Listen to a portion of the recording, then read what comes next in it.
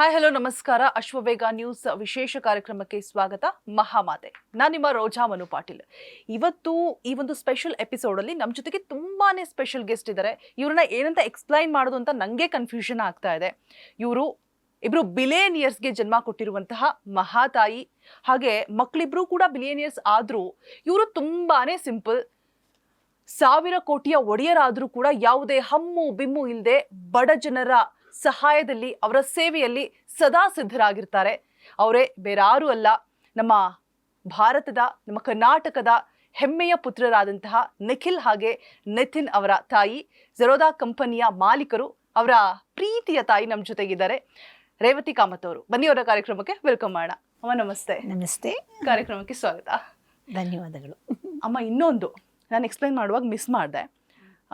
ಬೆಳಗ್ಗೆ 4 ಗಂಟೆಗೆ ಇದ್ದು ನಿಮ್ಮ ದಿನ ಆರಂಭ ಆಗತ್ತೆ ವೀಣೆ ನುಡಿಸೋದ್ರ ಮುಖಾಂತರ. ಸೊ ಹೇಗೆ ಅಮ್ಮ, ಒಂದ್ ಕಡೆ ಪರಿಸರವಾದಿ, ಒಂದ್ ಕಡೆ ಸಮಾಜ ಸೇವೆ ಮಾಡ್ತೀರಾ, ಒಂದ್ ಕಡೆ ಬಿಸ್ನೆಸ್, ಎಲ್ಲವೂ ಕೂಡ ಓವರ್ ಆಲ್ ಆಗಿ ಹೇಗೆ ಸಾಧ್ಯ? ಅದು ತುಂಬ ವರ್ಷಗಳಿಂದ ಹಾರ್ಡ್ ವರ್ಕ್ ಮಾಡಿ ಮಾಡಿ ಮಾಡಿ ಅಭ್ಯಾಸ ಆಗೋಗಿದೆ. ವೀಣೆ ಅನ್ನೋದು ಅದೊಂದು ಕೆಲಸ ಆಗಲ್ಲ ನನಗೆ, ಅದು ರಿಲ್ಯಾಕ್ಸೇಷನ್. ಇವಾಗ ನಾವು ಮೆಡಿಟೇಷನ್ ಮಾಡಿದ್ರೆ ಹೇಗೆ ನಮಗೆ ಮೈಂಡ್ ರಿಲ್ಯಾಕ್ಸ್ ಆಗುತ್ತೋ ಹಾಗೆ ವೀಣೆ ನುಡಿಸಿದ್ರೆ ರಿಲ್ಯಾಕ್ಸೇಷನ್ ಆಗುತ್ತೆ. ಅದೊಂದು ವರದಾನ ದೇವರಿಂದ ನಮ್ಗೆ ಬಂದಿದೆ, ನಮ್ಮ ತಂದೆಯಿಂದ ನನಗೆ ಅದು ವರದಾನವಾಗಿ ಬಂದಿದೆ. ಅದನ್ನು ನಾನು ರೂಢಿಸ್ಕೊಂಡು ಹೋಗ್ತಾ ಇದ್ದೀನಿ, ಪ್ರಾಕ್ಟೀಸ್ ಮಾಡ್ತೀನಿ. ತುಂಬಾ ಕಷ್ಟ ಪ್ರಾಕ್ಟೀಸ್ ಮಾಡಿದ್ರೆ. ಅದು ಒಂದೊಂದು ರಾಗದಲ್ಲೂ ಥೆರಪಿಟಿಕ್ ವ್ಯಾಲ್ಯೂಸ್ ಇರುತ್ತೆ ಅದರಲ್ಲಿ. ಅದೇನಾಗುತ್ತೆ ಅಂದರೆ ಲೈಕ್ ಸಪ್ತಸ್ವರಗಳು, ಲೈಕ್ ಅದೇನಾಗುತ್ತೆ, ಅದು ಒಂಥರ ಫ್ರೀಕ್ವೆನ್ಸಿ ಇದೆಯಲ್ಲ, ಅದು ಸಪ್ತಸ್ವರ ಫ್ರೀಕ್ವೆನ್ಸಿ, ಅದು ನಮ್ಮ ಬ್ರೈನ್ಗೆ ಇದು ರಿಲ್ಯಾಕ್ಸೇಷನ್ ಕೊಡುತ್ತೆ. ಆ ಫ್ರೀಕ್ವೆನ್ಸೀಸ್ ಅಂತ ಬಂದಾಗ ಆ ವೈಬ್ರೇಷನ್ ಇದೆಯಲ್ಲ, ಅದು ಫುಲ್ ನಮ್ಮ ಬಾಡಿನಲ್ಲಿ ಒಂದು ಪಾಸಿಟಿವ್ ಎನರ್ಜಿ ಕ್ರಿಯೇಟ್ ಮಾಡಿ ರೇ ಅಂದಾಗ ಅದು ಈ ಪೋಷನಲ್ಲಿ ಬರುತ್ತೆ. ಇದು ಸಪ್ತ ಸ್ವರಗಳು ನಮಗೆ ಇದಕ್ಕೆ ನಮ್ಮ ಷಟ್ಚಕ್ರಕ್ಕೆ ಬಹಳ ಸಂಬಂಧಪಟ್ಟಿದೆ. ನಿಮಗೆ ಗೊತ್ತಿರೋ ಹಾಗೆಯೇ ಮೂಲಾಧಾರ ನಮ್ಮ ಬೆನ್ನಿನ ಲಾಸ್ಟ್ ಮೂಳೆಯಿಂದ ಸ್ಟಾರ್ಟ್ ಆಗುತ್ತೆ.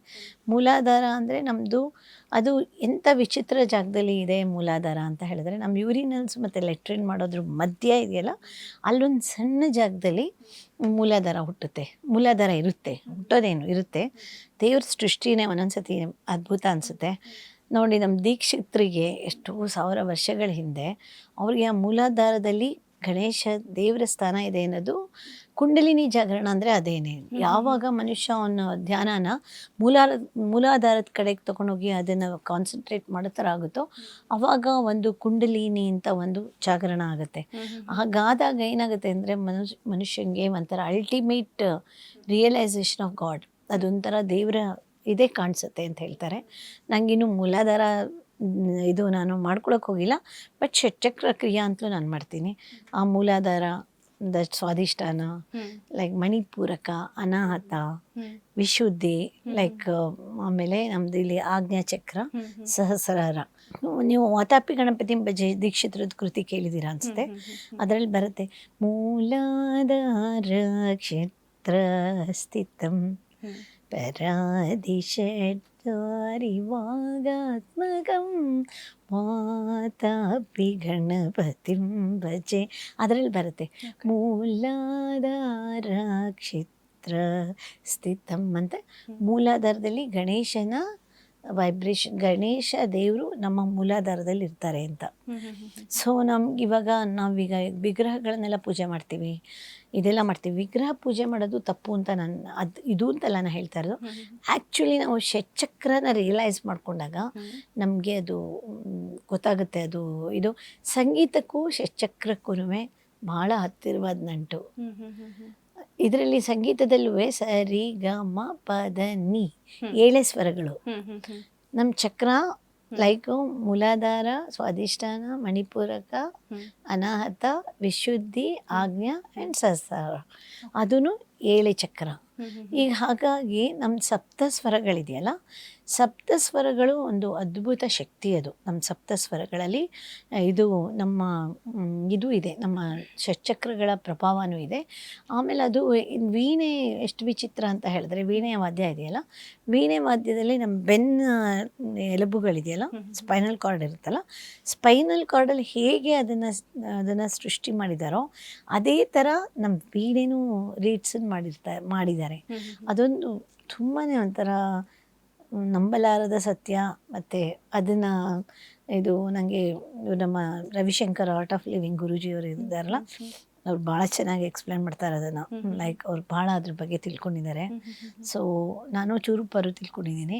ಸೊ ವೀಣೆ ಅನ್ನೋದು ಸರಸ್ವತಿಯಿಂದಾನೇ ಬಂದಿರೋದು. ಯಾರು ಅದನ್ನು ಮಾಡಿದ್ರು ಅಂತ ಇದುವರೆಗೂ ಯಾರೂ ಕಂಡುಹಿಡ್ದಿಲ್ಲ. ಹೇಗೆ ನಮ್ಮ ತಿರುಪತಿ ದೇವಸ್ಥಾನದ ಬಾಲಾಜಿ ಎಲ್ಲಿಂದ ಬಂತು, ಹೇಗೆ ಬಂತು, ಅದರ ಕಲ್ಲು ಯಾವ ಕಲ್ಲದು ಯಾರೂ ಕಂಡುಹಿಡಿಯೋಕ್ಕಾಗಿಲ್ಲ. ಕೆಲವೊಂದು ಸತ್ಯಗಳು ನಮ್ಗರಿದೇ ಇರೋದು ನಡೀತಾ ಇರುತ್ತೆ ಪ್ರಪಂಚದಲ್ಲಿ. ಸೊ ಅದರಲ್ಲಿ ಇದೊಂದು ಸಂಗೀತ ಒಂದು ಅದ್ಭುತ. ದೇವರ ಸೃಷ್ಟಿ ಅದ್ಭುತ ಅಂತ ಹೇಳ್ತಾರಲ್ಲ, ಇದಕ್ಕೆ ಅನ್ಸುತ್ತೆ ಮ್ಯಾಮ್. ಇವಾಗ ಎಲ್ಲರೂ ಸಂಗೀತ ಹೇಳ್ತಾರೆ ಅಂತ ಎಲ್ಲರಿಗೂ ಸಂಗೀತ ಬಂದ್ಬಿಡುತ್ತೆ ಅಂತಲ್ಲ. ಸಂಗೀತ ಕಲಿಬೇಕಾದ್ರೆ ಕೆಲವ್ರಿಗೆ ಹುಟ್ಟು ಪ್ರತಿಭೆ ಇರುತ್ತೆ, ಕೆಲವ್ರಿಗೆ ಅದು ಪ್ರಯತ್ನಪೂರ್ವಕವಾಗಿ ಮಾಡಿದಾಗ ಬರುತ್ತೆ. ಹುಟ್ಟು ಪ್ರತಿಭೆ ಇರೋರಿಗೆ ಬರೀ ಪ್ರತಿಭೆ ಇಟ್ಕೊಂಡ್ರೆ ಸಾಕಾಗಲ್ಲ. ಹುಟ್ಟು ಪ್ರತಿಭೆ ಇರೋರು ಅವ್ರಿಗೆ ಪ್ರತಿಭೆ ಇದೆ ಅಂತ ಗೊತ್ತಾದರೆ ನನಗೆ ಯಾಕೆ ಅಂದರೆ ಸಂಗೀತ ಪಾಠ ಮಾಡಿ ಮಾಡಿ ಮಾಡಿ ಮಾಡಿ ಚೆನ್ನಾಗಿ ಅನುಭವ. ಯಾಕೆಂದರೆ ನಮ್ಮ ತಂದೆ ಸಂಗೀತ ಹೇಳ್ಕೊಡೋರು. ಆಮೇಲೆ ನಾನು ಇದು ನನ್ನ ಮಕ್ಕಳು ಇವಾಗ ಯಾವ ಇಂಟರ್ವ್ಯೂನಲ್ಲಾದರೂ ನಮ್ಮಮ್ಮ ಮ್ಯೂಸಿಕ್ ಟೀಚರ್ ಅಂತಲೇ ಹೇಳ್ತಾರೆ. ಸ ರೇ ಗ ಮ ಪಾದ ನೀ ಸಾ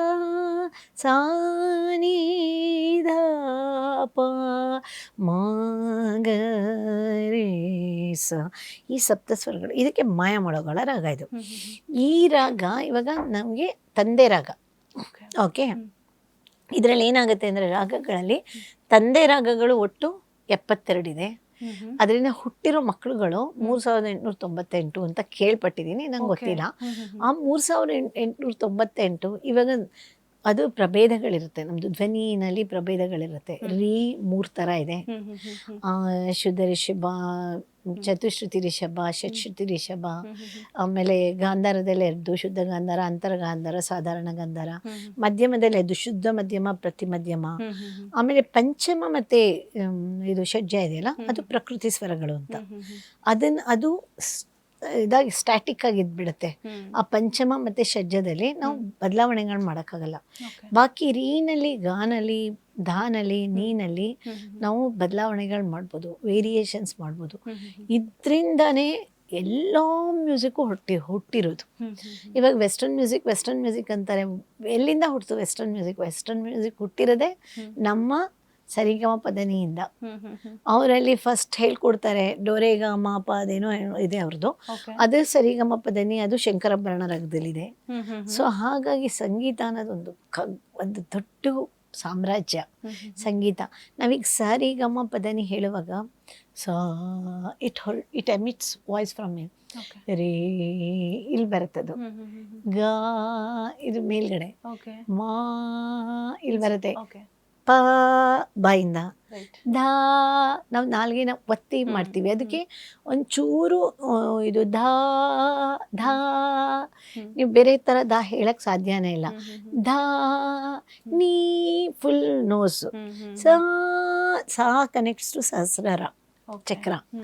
ಸೊ ಹಾಗಾಗಿ ನಾನು ಹೇಳ್ತಾ ಇದ್ದೀನಿ, ಪ್ರತಿ ಒಂದು ಮಗುಗೂ, ಪ್ರಪಂಚದಲ್ಲಿ ಹುಟ್ಟೋ ಮಕ್ಕಳುಗಳಿಗೂ ಸಂಗೀತ ನಾಲೆಜ್ ಕೊಡೋದು ಬಹಳ ಬಹಳ ಮುಖ್ಯ.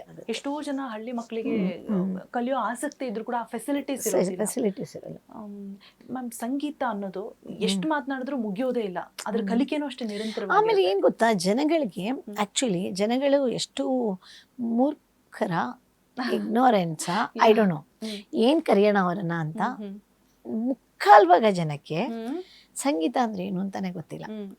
ಸಂಗೀತ ಅಂದರೆ ಅವರು ಈ ಫಿಲಮ್ ಹಾಡುಗಳನ್ನೇ ಸಂಗೀತ ಅನ್ಕೊಂಡ್ಬಿಡ್ತಾರೆ ಎಷ್ಟೋ ಜನ. ಅದನ್ನು ಶ್ರುತಿ ಸೇರಿಸಿ ಹೇಳಬೇಕಾದ್ರೆ ಸಿನಿಮಾ ಹಾಡುಗಳನ್ನು ಭಾಳ ಕಷ್ಟ ಇದೆ. ಅದಕ್ಕೆ ಸಂಗೀತದ ನಾಲೆಜ್ ಇದ್ರೆ ಮಾತ್ರ ಹೇಳಕ್ಕಾಗೋದು. ಓಕೆ. ಇಲ್ಲ ಕೆಲವರಿಗೆ ದೈವದತ್ತವಾಗಿ ಗಿಫ್ಟ್ ಬಂದಿರುತ್ತೆ, ಆಮೇಲೆ ತಾವು ಹಾಡ್ತಿರೋದೇ ಸರಿ ಅನ್ಕೊಂಡಿರ್ತಾರೆ ಕೆಲವು ಭಜನಾ ಮಂಡಳಿಯವರು ಅವರು ಎಲ್ಲ. ಸೊ ಆ್ಯಕ್ಚುಲಿ ಶುದ್ಧ ಸ್ವರದಲ್ಲಿ ಶ್ರುತಿ ಶುದ್ಧವಾಗಿ ತಾಳಬದ್ಧವಾಗಿ ತಾಳನ ಶ್ರುತಿನ ಎರಡನ್ನೂ ಸಂಗೀತದಲ್ಲಿ ತಂದೆ ತಾಯಿ ಅಂತ ಕರೀತಾರೆ. ಒಂಥರ ತಂದೆ ತಾಯಿ ಇದ್ರೆ ಮಾತ್ರ ಮಕ್ಕಳು ಹುಟ್ಟೋದು. ಸೊ ಹಾಗಾಗಿ ಸಂಗೀತ ಮಕ್ಕಳ ಥರ, ಅದು ತಾಯಿ ತಂದೆ ಲಯ ಇದು ಶ್ರುತಿ ಎರಡೂ ತಂದೆ ತಾಯಿ ಥರ. ಅದರಲ್ಲಿ ಹೇಗೆ ಅಂದರೆ ಒಂಚೂರು ಧ್ವನಿ ಭೇದ ಹೋದ್ರೂ ಅಪಸ್ವರ ಬರುತ್ತೆ. ಆ್ಯಕ್ಚುಲಿ ಅಪಸ್ವರ ಹಾಡೋದ್ರಿಂದ, ಅಪಸ್ವರ ನಾವು ವೀಣೆನಲ್ಲಿ ನುಡ್ಸೋದ್ರಿಂದ, ಯಾವುದೇ ವಾದ್ಯದಲ್ಲಾದರೂ ಅಪಸ್ವರ ನುಡ್ಸಿದ್ರೆ ಅದೇನಾಗುತ್ತೆ ಅಂದರೆ ಅಟ್ಮಾಸ್ಫಿಯರಲ್ಲಿರೋ ಪಾಸಿಟಿವ್ ಎನರ್ಜಿನ it destroys. It destroys mild way. Research ಎಲ್ಲ ಆಗಿದೆ ಅದರಲ್ಲಿ, ಇದು ಡಿಸ್ಟ್ರಾಯ್ ಮಾಡುತ್ತೆ ಅಪಸ್ವರ.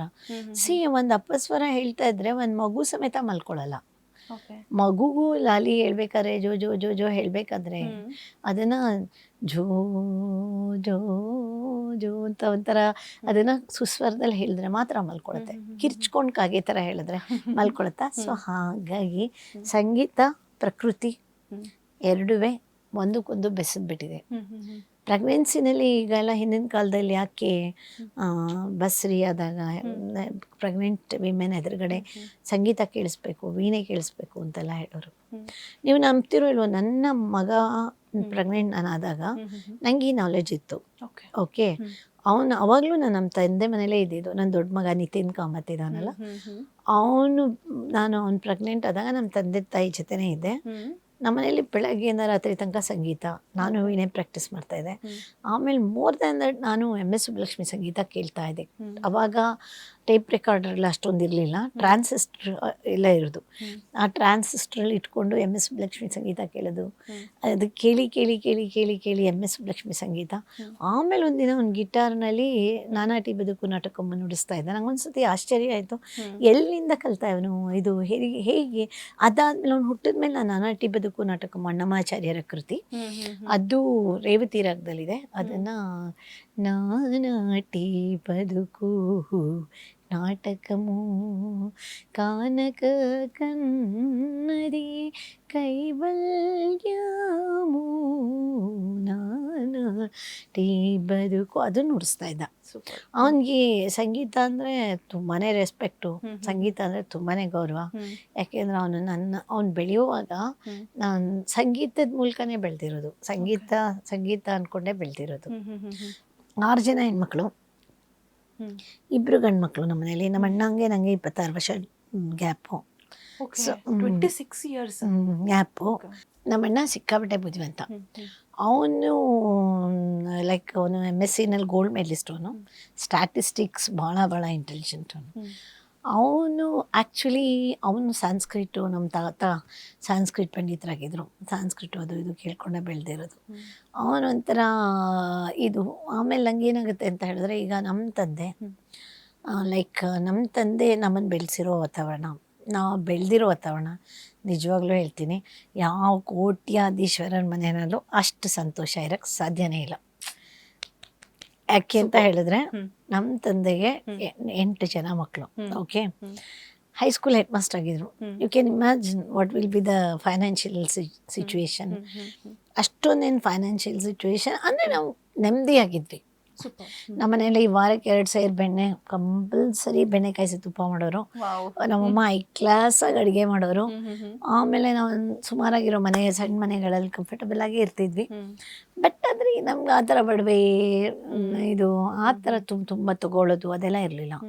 ಬಟ್ ಆ ಹ್ಯಾಪಿನೆಸ್ ಇವತ್ತಿನ ದಿನ ನಾವೀಗ ಸಾವಿರಾರು ಕೋಟಿಗಳು, ಇವಾಗ ನಿಮಗೆ ಗೊತ್ತಿದ್ದಾಗೇನೆ ಎಲ್ಲ ಹೇಳ್ತಾರೆ, ಪೇಪರಲ್ಲೆಲ್ಲ ಬಂದಿರೋದು 85,000 crores ವರ್ತ್ ನಮ್ಮ ಕಂಪ್ನಿ ಅಸೆಟ್ ಅಂತ ಹೇಳ್ತಾರೆ. ನಿಜ, ನಾನು ಒಂದ್ಸತಿ ಕಣ್ಮುಚ್ಕೊಂಡು ಕೂತ್ಕೊಂಡ್ರೆ ಆ ಹ್ಯಾಪಿನೆಸ್ ಇದೆಯಲ್ಲ, ನನಗೆ ಇವಾಗ ಅನಿಸಿಲ್ಲ. ಅದೊಂಥರ ಒಳಗಡೆಯಿಂದ ಬಂದಿರೋ, ಇವಾಗ ನಾನು ಹ್ಯಾಪಿಯಾಗಿಲ್ಲ ಅಂತಲ್ಲ. ಅದು ಆವಾಗ ನಮಗೇನು ಬೇಕಾಗೇ ಇರಲಿಲ್ವಲ್ಲ. ನಾವು ಎಷ್ಟು ಸ್ಯಾಟಿಸ್ಫೈಡ್ ಅಂದರೆ, ನಮ್ಮ ತಂದೆ ಜೋಕ್ಸು, ನಮ್ಮ ತಂದೆ ಸಂಗೀತ, ನಮ್ಮಮ್ಮನ ರುಚಿಯಾದ ಅಡುಗೆ, ಮಲ್ಕೊಳ್ಳುವಾಗ ಎಷ್ಟು ಹ್ಯಾಪಿನೆಸ್ಸು. ಬೆಳಗ್ಗೆ ಎದ್ದಾಗ ಜೋಕ್ಸ್ ಕಟ್ ಮಾಡಿಕೊಂಡು ನಮ್ಮ ತಂದೆ ಆ ಥರ. ನಾನು ಹೇಳೋದೇನೆಂದರೆ, ಪೇರೆಂಟ್ಸ್ ಮಕ್ಕಳಿಗೆ ಆಸ್ತಿ ಕೊಡಬೇಕು, ಐಶ್ವರ್ಯನೇ ಕೊಡಬೇಕು ಅನ್ನೋದಲ್ಲ.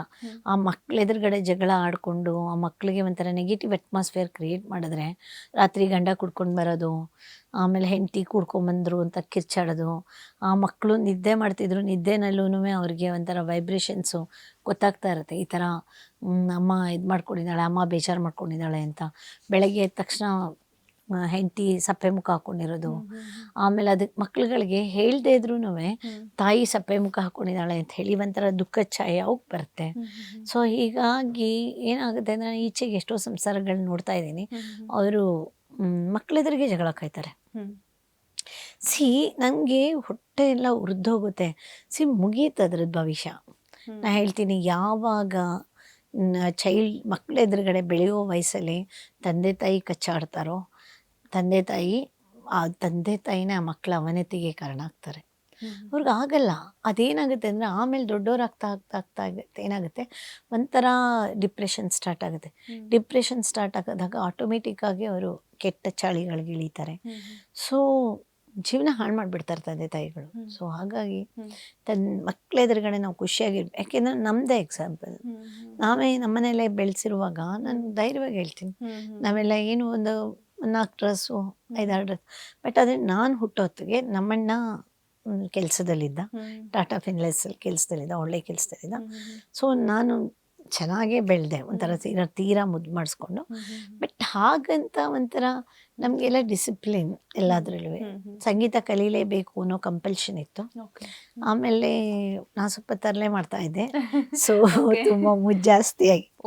ಏನೆಲ್ಲ ತರಲೆ ಮಾಡ್ತಾ ಇದ್ರಿ ಅವಾಗಿನ ಕ್ಷಣಗಳನ್ನ? ನನಗೆ ಏನಾಗಿತ್ತು ಅಂತ ಹೇಳಿದ್ರೆ, ನಾನು ಇಷ್ಟುದ್ದ ಕೂದಲಿತ್ತು ನನಗೆ. ಮತ್ತೆ ಕಟ್ ಮಾಡಿಬಿಟ್ಟಿದ್ರು ಮುಂದೆ, ಅದನ್ನು ಕಟ್ಟು. ಆ ಕೂದಲು ಮ್ಯಾನೇಜ್ ಮಾಡೋದೇ ಕಷ್ಟ ಇತ್ತು. ನಮ್ಮಮ್ಮ ಮಾಡೋರು, 2 ಜಡೆ ಹಾಕೋರು ನಮ್ಮಮ್ಮ. ಅಲ್ಲಿ ಊರಲ್ಲಿ ಎಲ್ಲ ಶೃಂಗೇರಿಲಿದ್ವಿ ನಾವು, ನನಗೆ ತಿಳುವಳಿಕೆ ಬಂದಾಗ. ಅಲ್ಲೊಂಥರ ಊರಿನವರೆಲ್ಲ ಪ್ರೀತಿ ಮಾಡೋರು ನನ್ನ. ಆಮೇಲೆ ಹಾಡು ಹೇಳ್ತಾ ಇದ್ದೆ. ಆಮೇಲೆ ಪ್ರೇಯರ್ ಹೇಳಬೇಕು ಅಂದರೆ ನನಗೆ ಕರ್ಸ್ಕೊಳ್ಳೋರು ಪ್ರೇಯರ್ ಹೇಳಕ್ಕೆ. ಪ್ರೇಯರ್ ಹೇಳುವಾಗ ಒಂದು ಹೇಳು ಅಂದರೆ 3-4 ಹೇಳುವೆ. ಹಾಗಾಗಿ I was pet of everybody ಅಲ್ಲಿ. ಮಠದಲ್ಲಿ ಇದರಲ್ಲಿ ಶೃಂಗೇರಿ ಆ ಅಟ್ಮಾಸ್ಫಿಯರು ತುಂಬ ಚೆನ್ನಾಗಿತ್ತು. ಒಂಥರ ಮಠ, ಶಾರದಾಂಬನವ್ರ ದೇವಸ್ಥಾನ. ನಾವು ಹೋಗಲ್ಲಿ ಹೊಳೆ ಹತ್ರ ಆಟ, ಆಮೇಲೆ ಮೀನುಗಳು, ಅಲ್ಲೋಗಿ ಇದು ಹಾಕೋದು. ಆಮೇಲೆ ಮನೆಯಲ್ಲಿ ಏನಾಗಿತ್ತು ಅಂದರೆ, ನಮ್ಮ ತಂದೆ ಹೈಸ್ಕೂಲ್ ಹೆಡ್ ಮಾಸ್ಟರ್ ಆಗಿದ್ದರಿಂದ ಮನೆಯಲ್ಲಿ ಬೆಳಗ್ಗೆ ಎದ್ದು ಇಬ್ಬರು ಸ್ಕೂಲಿನ ಕೆಲಸದವ್ರು ಮನೆಗೆ ಬರೋರು. ಸರಸ್ವತಮ್ಮ, ಇನ್ನೊಬ್ಬನ ಹೆಸರೇನೋ ಭಾಸ್ಕರನೋ ಏನೋ. ಅವನು ಬಂದು ನನಗೆ ಹೇಗೆ ಅಂದರೆ, 2 ಕೈಗೂ 2 ಚಾಕ್ಲೇಟ್ ಇಲ್ದೇನೆ ಬೆಳಗ್ಗೆ ಹಾಸಿಗೆ ಮೇಲಿಂದ ಹೇಳ್ತಾ ಇರಲಿಲ್ಲ. ಅವ್ರು ಬಂದ್ಬಿಟ್ಟು ಅಮ್ಮ ಹೇಳಮ್ಮ ಅನ್ನೋದು. ನಾನು ಹೇಳ್ತಾ ಇರಲಿಲ್ಲ. ಮತ್ತೆ ನನಗೆ ಸೂರ್ಯ ಎಷ್ಟೊತ್ತು ಕೊಡ್ತಾನೆ ಗೊತ್ತಿರಲಿಲ್ಲ. ನಾನು ಅಲ್ಲಿ ಒಂದಿನ ಸ್ಕೂಲಲ್ಲಿ ಇನ್ಸ್ಪೆಕ್ಟರ್ ಬಂದರು, 7ನೇ ಕ್ಲಾಸಲ್ಲಿ. ಸೊ ನನ್ನನ್ನು ಎಬ್ಸಿದ್ರು, ಸೂರ್ಯ ಎಷ್ಟೊತ್ತು ಕೊಡ್ತಾನೆ ಹೇಳು ಅಂತ. ಅದಕ್ಕೆ ನಾನು 9 ಗಂಟೆಗೆ ಹೇಳ್ತೀನಿ, ನಾನು ಹೇಳೋಕ್ಕೆ ಮುಂಚೆ 1 ಅವರ್ ಮುಂಚೆ ಸೂರ್ಯ ಹುಟ್ಟಿರ್ತಾನೆ. ನಾ 8 ಗಂಟೆಗೆ ಅಂತ ಎಲ್ಲ ಫುಲ್ಲೆಲ್ಲ ನಗಕ್ಕೆ ಶುರು ಮಾಡಿದ್ರು. ಅಷ್ಟು ಮುಗ್ದೆ, ಅಷ್ಟು ಇನ್ನೋಸೆಂಟ್ ನಾನು. ನಂಗೆ ಆಮೇಲೆ ಹೆದರಿಕೆ ಜಾಸ್ತಿ ಇತ್ತು. ಹೆದರಿಕೆ ಅಂದರೆ ಇದು ಕತ್ಲೆ ನೋಡೋಕ್ಕೆ ತುಂಬ ಹೆದರಿಕೆ ಇತ್ತು. ರಾತ್ರಿ ಹೊತ್ತು ಕತ್ಲೆ ನೋಡಿದ್ರೆ ಕಣ್ಣು ಮುಚ್ಕೊಂಡ್ಬಿಡೋದು. ಸ್ನಾನ ಮಾಡುವಾಗ ನಮ್ಮಮ್ಮ ಹೊರಗಡೆ ಕೂತಿರೋದು, ಈ ಥರ. ಇದೇ ಥರ ನನಗೆ ಇದೇ ಸಿಚುವೇಶನಲ್ಲೇ ನನ್ನ ಮದುವೆ ಆಯಿತು. ಅದು ಲವ್ ಮ್ಯಾರೇಜ್. ಓಕೆ. ಎಷ್ಟನೇ ವಯಸ್ಸಲ್ಲಿ ಮ್ಯಾಮ್? 20 years. ನಂಗೆ 19 yearsಯಿಂದನೇ ಒಂಥರ ಲವ್. ನಂಗೇನು ಗೊತ್ತಾ, ಚೆನ್ನಾಗಿರೋರು ನೋಡಿದ್ರೆ ಒಂಥರ ಯಾರೇ ಆಗಿರಲಿ, ಚೆನ್ನಾಗಿದ್ರೆ ಇವ್ರದ್ದು ಇದು ಚೆನ್ನಾಗಿದೆ, ಅವ್ರದ್ದು ಅದು ಚೆನ್ನಾಗಿದೆ, ಆ ಥರ. ಸಣ್ಣ ವಯಸ್ಸಿಂದ I had that hobby. Okay. ನಮ್ಮ husband was very handsome. Okay. Konkani, ಅವರು ಕೊಂಕಣಿ ಆಗಿದ್ರು. ಆಮೇಲೆ ನಮ್ಮ ತಂದೆ ಒಪ್ಪಲಿಲ್ಲ. ನಮ್ಮ ತಂದೆ ದೊಡ್ಡ ಜಗಳ ಮನೇಲಿ. ನನಗೂ ಮೆಚುರಿಟಿ ಇರಲಿಲ್ಲ. ಆಮೇಲೆ ನಮ್ಮಕ್ಕ ಅಮೆರಿಕಾದಲ್ಲಿದ್ಲು, ನಮ್ಮ ಅಣ್ಣ ಡೆಲ್ಲಿಲಿದ್ದ. ಅವನು ಎಲ್ಲ ಬಂದೇನೋ ಮಾಡಿ ನನ್ನ ಮದುವೆ ಸೆಟ್ಲ್ ಮಾಡಿದ್ರು. ಮದುವೆನೂ ಆಯಿತು. ನನಗೆ ಮಕ್ಕಳಂದರೆ ಆಸೆ. ಆ ಮಗು ಹುಟ್ಟಿದ್ದು ನಂಗೊಂದು ಬೊಂಬೆ ಸಿಕ್ಕಾಗೋಯ್ತು. ನಾನು ಅದನ್ನು ನಾನು ಪ್ರೆಗ್ನೆನ್ಸಿನಲ್ಲೂ ಅಷ್ಟೇ ಇದು ಮಾಡಿದ್ರೆ ಮಗುಗೆ ಒಳ್ಳೇದು, ಅದು ಮಾಡಿದ್ರೆ ಮಗು ಇಂಟೆಲಿಜೆಂಟ್ ಆಗುತ್ತೆ ಅಂತ ಹೇಳೋದು. ಅದನ್ನು ಇದು ಬೆಳಗ್ಗೆ ಎದ್ದು ಹಕ್ಕಿ ಹಾರೋದನ್ನ ನೋಡೋದು, ಆಮೇಲೆ ಇದೆಲ್ಲ ಕುತ್ಕೊಂಡು ಕಾನ್ಸಂಟ್ರೇಟ್ ಮಾಡಿ ಗ್ರೀನರಿ ನೋಡೋದು, ಸಂಗೀತ ಕೇಳೋದು, MS ಸುಬ್ಬಲಕ್ಷ್ಮಿ ಸಂಗೀತ ಕೇಳೋದು. ಆ ಟೈಮಲ್ಲಿ ಕ್ಯಾಸೆಟ್ ಇತ್ತು. ಆ ಕ್ಯಾಸೆಟನ್ನು ರಿಪೀಟೆಡ್ ಆಗಿ ಹಾಕೊಂಡು MS ಸುಬ್ಬಲಕ್ಷ್ಮಿ ಸಂಗೀತ ಕೇಳ್ತಾ ಇದೆ. ಆಮೇಲೆ ಕೇಳ್ತಾ ಇದೆ ಅಂದರೆ ಮಗು ಇದಾಗತ್ತೆ ಅಂತ. ಆಮೇಲೆ I was just not even 21. ಆಗ ನನಗೆ ಅವನು ಮಗು ಒಳ್ಳೇದು ಅನ್ನೋದು ನಮ್ಮಮ್ಮ ಇದು ತಿನ್ನು, ಸೊಪ್ಪು ತಿನ್ನು, ಅದು ತಿನ್ನು, ಮಗುಗೆ ಹಾಲು ಬರುತ್ತೆ ಹಾಗೆ ಹೀಗೆ ಅಂತ. ನ್ಯೂಟ್ರಿಷಿಯಸ್ ಫುಡ್ ತಿಂದು ತಿಂದು ತಿಂದು ನನ್ನ ಮಗ 4 kg ಆಗ್ಬಿಟ್ಟಿದ್ದ. 4 kg. Delivery was so tough. And ಅವನು ಹುಟ್ಟುವಾಗ ಲೈಕ್ ಒಂದು ಇನ್ಸಿಡೆಂಟ್, ನಮ್ಮಮ್ಮ ಗಣಪತಿ ದೇವಸ್ಥಾನಕ್ಕೆ ನಾನು ಕರ್ಕೊಂಡು ಹೋಗ್ತಾಯಿದ್ರು. ನಂದು ಫುಲ್ ಪ್ರೆಗ್ನೆಂಟ್. ನನ್ನ ಎದುರುಗಡೆ ಒಂದು ನಾಗರಾವು ಬಂದು ನಿಂತ್ಕೊಂಡ್ಬಿಟ್ಟಿದೆ ಹೀಗೆ ಅಲ್ಲಿ ಗಣಪತಿ ದೇವಸ್ಥಾನದ ಹತ್ರ. ನನಗೆ ಐ ವಾಸ್ ನಾಟ್ ನೋಯಿಂಗ್ ಏನು ಮಾಡೋದು, ಫುಲ್ ಪ್ರೆಗ್ನೆಂಟು, ನಾಳೆ ಡೆಲಿವರಿ, ಜಂಪ್ ಮಾಡೋಕ್ಕಾಗಲ್ಲ. ನಮ್ಮಮ್ಮ ಏನು ಮಾಡ್ತಾರೆ, ನಮ್ಮಮ್ಮ ಪಾಪ ಪಕ್ಕದಲ್ಲಿ ನಿಂತಿದ್ದಾರೆ. ಸೊ ಹಾವು ಹೀಗೆ ಬಂದು ಸ್ವಲ್ಪ ಹೊತ್ತು ನಿಂತ್ಕೊಂಡು ಎಡೆ ಬಿಟ್ಟು ಅದು ಪಾಸ್ ಆಯಿತು. ಸೊ ಅದಕ್ಕೆ ಯಾರೋ ಹೇಳಿದ್ರು, ನಿಮ್ಮ ಮಗುಗೆ ಆಶೀರ್ವಾದ ಎಡೆ ಬಿಚ್ಚಿ ನಿತ್ರೆ ಆಶೀರ್ವಾದ ಅಂತ ಹೇಳಿದ್ರು. ಆಮೇಲೆ ಲೈಕ್ ಅವನು ಹುಟ್ಟಿದ ಮೇಲೆ ಶುರುವಾಯಿತು ನನಗೆ ಬರೀ ಮಗು ಮಗು ಮಗು ಮಗು ಮಗು ಮಗು. ಅದಕ್ಕೆ ಯಾವುದು best what is available, best thing available. ನಮ್ಮಮ್ಮ ಹೇಳೋರು ಬ್ರೆಸ್ಟ್ ಮಿಲ್ಕ್ ಕುಡಿಸು ಒಳ್ಳೆಯದು ಅಂತ. ಇಲ್ಲ ಅದರಲ್ಲೆಲ್ಲ ನ್ಯೂಟ್ರಿಷನಲ್ ಕಂಟೆಂಟ್ ಇರಲ್ಲ, ಅದಕ್ಕೆ ಲ್ಯಾಕ್ಟೋಜನ್ನು. ನಮ್ಮಮ್ಮ ಹೇಳಿದ್ದು ಒಂದು ಕೇಳ್ತಾ ಇರಲಿಲ್ಲ, ಸುತ್ಕಾರ ಹಾಕೋನೋರು. ಇಲ್ಲ ನನ್ನಲ್ಲಿ ಉಮಾ ಅಂತ ಒಬ್ಬರು ಡಾಕ್ಟರ್ ಇದ್ರು ಶಿವಮೊಗ್ಗದಲ್ಲಿ. ಸೊ ಇವಾಗಲೂ ಬೆಂಗಳೂರಿಗೆ ಶಿಫ್ಟ್ ಆಗಿದ್ದಾರಂಥವ್ರು. ಅವ್ರದ್ದೊಂದು ಕ್ಲಿನಿಕ್ ಅವ್ರ ಮನೆ ಮುಂದೆ. ಓಕೆ, ಆ ಕ್ಲಿನಿಕ್ ನಂಗೆ ಏನಾದರೂ ಆಗಲಿ ನನ್ನ ಮಗುನ ಉಮಾ ಡಾಕ್ಟ್ರ್ ಹತ್ರ ಕರ್ಕೊಂಡು ಹೋಗ್ಬಿಡ್ಬೇಕು. ಅದೊಂಚೂರು ಕೆಮ್ಮಿದ್ರು ಸಾಕು, ನನಗೆ ಇಮ್ಮಿಡಿಯೇಟಾಗಿ ಚಿಲ್ಡ್ರನ್ ಸ್ಪೆಷಲಿಸ್ಟ್ ಹತ್ರ ಹೋಗಲೇಬೇಕು. ಆ ಥರ ನಮ್ಮ ಹಸ್ಬೆಂಡ್ ಗೋಳಿಕೊಂಡಿದ್ದೀನಿ. ನಮ್ಮ ಹಸ್ಬೆಂಡ್ ಇದು ಯಾರನ್ನು ಕಟ್ಕೊಂಡಪ್ಪ. ಅದೇನೋ ಹೇಳ್ತಾರಲ್ಲ ma'am, opposite poles are attract each other ಅಂತ ಹೇಳ್ಬಿಟ್ಟು, ಹಾಗೆ ಮೆಚೂರ್ ಇಮ್ಮೆಚೂರ್ ಎರಡೂ ಚೆನ್ನಾಗಿ. ಎರಡೂವೆ. ಬಟ್ ಎರಡನೇ ಹುಟ್ಟೋ ಅಷ್ಟೊತ್ತಿಗೆ ಸ್ವಲ್ಪ ತಿಳುವಳಿಕೆ ಬಂದಿತ್ತು. ಎರಡನೇ ಮಗ ಹುಟ್ಟಿದ್ನಲ್ಲ, ಸೊ ಅವಾಗ ನಿಖಿಲ್ ಕಾಮತ್, ಇವಾಗ ಭಾಳ famous personality in the world. ಅವನು ಹುಟ್ಟೋದಕ್ಕೆ ಸ್ವಲ್ಪ ತಿಳುವಳಿಕೆ ಬಂದಿತ್ತು. ಆಮೇಲೆ ಅವನು ಪ್ರೆಗ್ನೆನ್ಸಿನಲ್ಲಿ ನಾನಿದ್ದಾಗ ನಮ್ಮಮ್ಮ ಬಂದಿದ್ದರು ನನಗೆ. ಅವಾಗಲೂ ನ್ಯೂಟ್ರಿಷನ್ ಎಲ್ಲ ಸಿಕ್ಕಾಬಿಟ್ಟೆ ಚೆನ್ನಾಗಿ ತೊಗೊಂಡೆ. ನಾನು ಯಾವಾಗಲೂ ನನ್ನ ಮೊಳಕೆ ಅಂತಲೂ ಯಾವತ್ತೂ ಬಿಡ್ತಾ ಇರಲಿಲ್ಲ, ಸ್ಪ್ರೌಟ್ಸು. ಅದಕ್ಕೆ ನಮ್ಮ ಅಣ್ಣ ಅಕ್ಕ ಎಲ್ಲ ನನ್ನ ಮೊಳಕೆ ರಾಣಿ ಅಂತ ಕರೆಯೋರು. ಯಾವಾಗಲೂ ಮೊಳಕೆ ತಿನ್ನುವೆ. ಆಮೇಲೆ ನಮ್ಮಮ್ಮ ಹೇಳಿದರು, ನೀನು ಸಪ್ಪನ್ನ ಸಬ್ಸಿಗೆ ಸೊಪ್ಪು ತಿಂದರೆ ಬ್ರೆಸ್ಟ್ ಮಿಲ್ಕ್ ಬರುತ್ತೆ. ಸೊ ಆ ಸಬ್ಸಿಗೆ ಸೊಪ್ಪನ್ನ ನಾನು ಲೈಕ್ ಸುಮ್ಮನೆ ಹೀಗೆ ಬೇಯಿಸ್ಕೊಡೋರು, ಅದಕ್ಕೆ ಉಪ್ಪಿಲ್ಲ ಏನೂ ಇಲ್ಲ, ಅದನ್ನ ಗಬ ತಿಂದ್ಬಿಡ್ತಿದ್ದೆ. ಹಸುಗಳು ತಿನ್ನತ್ತಲ್ಲ ಆ ಥರ. ಮಗು ಹಾಲು ಬರುತ್ತೆ ಅಂತ. ಸೊ ಅಷ್ಟು ಮಕ್ಳಿಗೋಸ್ಕರ ಸ್ಯಾಕ್ರಿಫೈಸ್ ಮಾಡಿದ್ದೀನಿ ನಾನು. ಆಮೇಲೆ ಲೈಕ್ ಅವನು ಅವಾಗ ಅಷ್ಟರಲ್ಲಿ ನನಗೆ ಬ್ರೆಸ್ಟ್ ಮಿಲ್ಕ್ ಬಗ್ಗೆ ನಾಲೆಜ್ ಬಂದಿತ್ತು. ಸೊ ಅವನಿಗೆ ಬ್ರೆಸ್ಟ್ ಮಿಲ್ಕ್ ಶುರು ಮಾಡಿದೆ. ಅವ್ನಿಗೆ ಅದು ಹೇಗೆ ಬ್ರೆಸ್ಟ್ ಮಿಲ್ಕ್ ಬಿಡಿಸ್ಬೇಕು ಅನ್ನೋದು ಗೊತ್ತಾಗಲಿಲ್ಲ ನನಗೆ. ಲೈಕ್ 4 years ತನಕ 4-5 years ತನಕ I was drinking breast milk ಅಂತ. ಅದು ಅದೇನೋ ಹೇಳ್ತಾರಲ್ಲ, ಬ್ರೆಸ್ಟ್ ಮಿಲ್ಕ್ ಕುಡಿದ್ರೆ ಬುದ್ಧಿ ಜಾಸ್ತಿ. ಬ್ರೆಸ್ಟ್ ಮಿಲ್ಕ್ ಕೊಡೋದು ತುಂಬ ಇಂಪಾರ್ಟೆಂಟು. ಇವಾಗೆಲ್ಲ ಏನಾಗ್ಬಿಟ್ಟಿದೆ ಅಂದರೆ ಮ್ಯಾಮ್, ಆ ರೀತಿಯಾಗಿ ನಾವು ಫೀಡ್ ಮಾಡ್ತಾ ಹೋದಾಗ ನಮಗೆ ಬ್ಯೂಟಿ ಕಮ್ಮಿ ಆಗುತ್ತೆ, ಮತ್ತೊಂದು ಮಗದೊಂದು ಅಂತ ಹೇಳ್ಬಿಟ್ಟು. ಸೊ ಏನು ಮಾಡಿಬಿಡ್ತಾರೆ, ಮಗು ಹುಟ್ಟಿ ಒಂದು 6-7 monthsಗೆ ಯಾವಾಗ ಅದು ಫುಡ್ ತಿನ್ನೋಕ್ಕೆ ಸ್ವಲ್ಪ ಸ್ಟಾರ್ಟ್ ಮಾಡಿಬಿಡುತ್ತೆ, ಅಲ್ಲಿಗೆ ಬಂದ್ ಮಾಡಿಬಿಡ್ತಾರೆ. ಸೊ ಇದು ಯಾವ ರೀತಿಯಾಗಿ ಎಫೆಕ್ಟ್ ಆಗುತ್ತೆ ಮ್ಯಾಮ್? ತುಂಬ ಎಫೆಕ್ಟ್ ಆಗುತ್ತೆ. ಅವ್ರಿಗೆ ಒಂಥರ ಆ ಸಕ್ಕಿಂಗ್ ಸ್ಯಾಟಿಸ್ಫ್ಯಾಕ್ಷನ್ ಬರಬೇಕು ಮಕ್ಕಳಿಗೆ. ಆಮೇಲೆ ಏನಾಗುತ್ತೆ ಅಂದರೆ, ತಾಯಿ ಅದನ್ನು ಮಗುನ ಹಿಡ್ಕೊಂಡು ಬ್ರೆಸ್ಟ್ ಮಿಲ್ಕ್ ಕುಡಿಸುವಾಗ ಅವಕ್ಕೇನಾಗುತ್ತೆ ಅಂತ ಹೇಳಿದ್ರೆ, ಆ ಪಾಸಿಟಿವ್ನೆಸ್ ಅವಕ್ಕೆ ಡೆವಲಪ್ ಆಗುತ್ತಲ್ಲ, ಇಟ್ಸ್ ಇಸ್ ವೆರಿ ಇಂಪಾರ್ಟೆಂಟ್ ಮಕ್ಕಳಿಗೆ. ಅಟ್ಲೀಸ್ಟ್ ಒಂದು 2 ವರ್ಷ ತನಕ ಅಂತಲೂ ಕುಡಿಸ್ಲೇಬೇಕು ಬ್ರೆಸ್ಟ್ ಮಿಲ್ಕ್ ಮಕ್ಕಳಿಗೆ. ಓಕೆ, ಅದು ಆ ಡೆವಲಪ್ಮೆಂಟ್ ಏನಾಗುತ್ತೆ ಅಂದರೆ, ಹುಟ್ಟಿದ ಮಕ್ಕಳಿಂದ ಲೈಕ್ ಬ್ರೈನ್ ಡೆವಲಪ್ಮೆಂಟ್ ಇದೆಯಲ್ಲ, 5 ವರ್ಷದ ತನಕ it is very very important. 5 ವರ್ಷದ ತನಕ ನಾವೇನು ಅವ್ರಿಗೆ ನ್ಯೂಟ್ರಿಷನ್ ಹಾಕ್ತೀವೋ ಅದ್ರ ಮೇಲೇ ಆಮೇಲೆ ಡಿಪೆಂಡ್ ಆಗುತ್ತೆ. 5 ವರ್ಷದ ತನಕ ನಮ್ಮ ಕೈಲಿರುತ್ತೆ ಅವ್ರ ಫುಡ್ಡು. ಓಕೆ, ಫೌಂಡೇಶನ್ ನೀಟಾಗಿರ್ಬೇಕು. ನನಗೆ ಬಿಲೀವ್ ಇಟ್ ಆರ್ ನಾಟ್, ನನಗೆ ದ ಏಜ್ ಆಫ್ ಒಂದು 6-7 ಇಯರ್ಸ್ ಇದ್ದಾಗಲೇ ನನಗೆ ಇದ್ರ ಬಗ್ಗೆ ಆರ್ಗ್ಯಾನಿಕ್ ಫುಡ್ ಬಗ್ಗೆ ನಾಲೆಜ್ ಇತ್ತು. ಆಮೇಲೆ ಅಲ್ಲಿ ಒಬ್ಬರು ನಮ್ಮ ಅತ್ತಿಗೆ ಅಣ್ಣ ಒಬ್ಬರು ಕಸಿನ್ ಬ್ರದರು ರಾಜು ಅಂತ, ಅವರು ಡಬಲ್ PhD ಮಾಡಿದರು ಇದರಲ್ಲಿ. ಇದು ಪೆಸ್ಟಿಸೈಡ್ಸು ಹೇಗೆ ಬಾಡಿ ಮೇಲೆ ಎಫೆಕ್ಟ್ ಆಗುತ್ತೆ, ಯಾವ ಥರ ಪೆಸ್ಟಿಸೈಡ್ಸ್ನ ಯೂಸ್ ಮಾಡ್ತಾ ಇದ್ದಾರೆ ಇದರಲ್ಲಿ, ಇದನ್ನು ಹೇಗೆ ಈಗ ಜಸ್ಟ್ ಇಮ್ಯಾಜಿನ್ ಒಂದು 60 ವರ್ಷದ ಕೆಳಗಡೆ 56-57 ವರ್ಷದ ಕೆಳಗಡೆ ಪೆಸ್ಟಿಸೈಡ್ಸ್ ಬಗ್ಗೆ ನಂಗೆ ಅವೇರ್ನೆಸ್ ಬಂತು ಅಂದರೆ ಆವಾಗ ನಮ್ಮ ದೇಶ ಹಾಳಾಗಕ್ಕೆ ಸ್ಟಾರ್ಟ್ ಆಗಿತ್ತು ಅಂದ್ಕೊಳ್ಳಿ. ಆವಾಗ ಶುರುವಾಯಿತು ದುರಾಚಾರ ನಮ್ಮ ಅಗ್ರಿಕಲ್ಚರ್ ಫೀಲ್ಡಲ್ಲಿ. ಸೊ ಹಾರ್ಮ್ಫುಲ್ ಕೆಮಿಕಲ್ಸ್ ಎಲ್ಲ ಬಂತು. ಆ ಟೈಮಲ್ಲಿ DDT ಅನ್ನೋದು ಒಂದಿತ್ತು, ಅಷ್ಟು ಪಾಯ್ಸನಸ್ ಅದಂದರೆ ಆ DDT ಇರುವೆ ಬಂತು ಅಂದರೆ ಅಲ್ಲಿಗೆ DDT ಪುಡಿ ಹಾಕೋರು.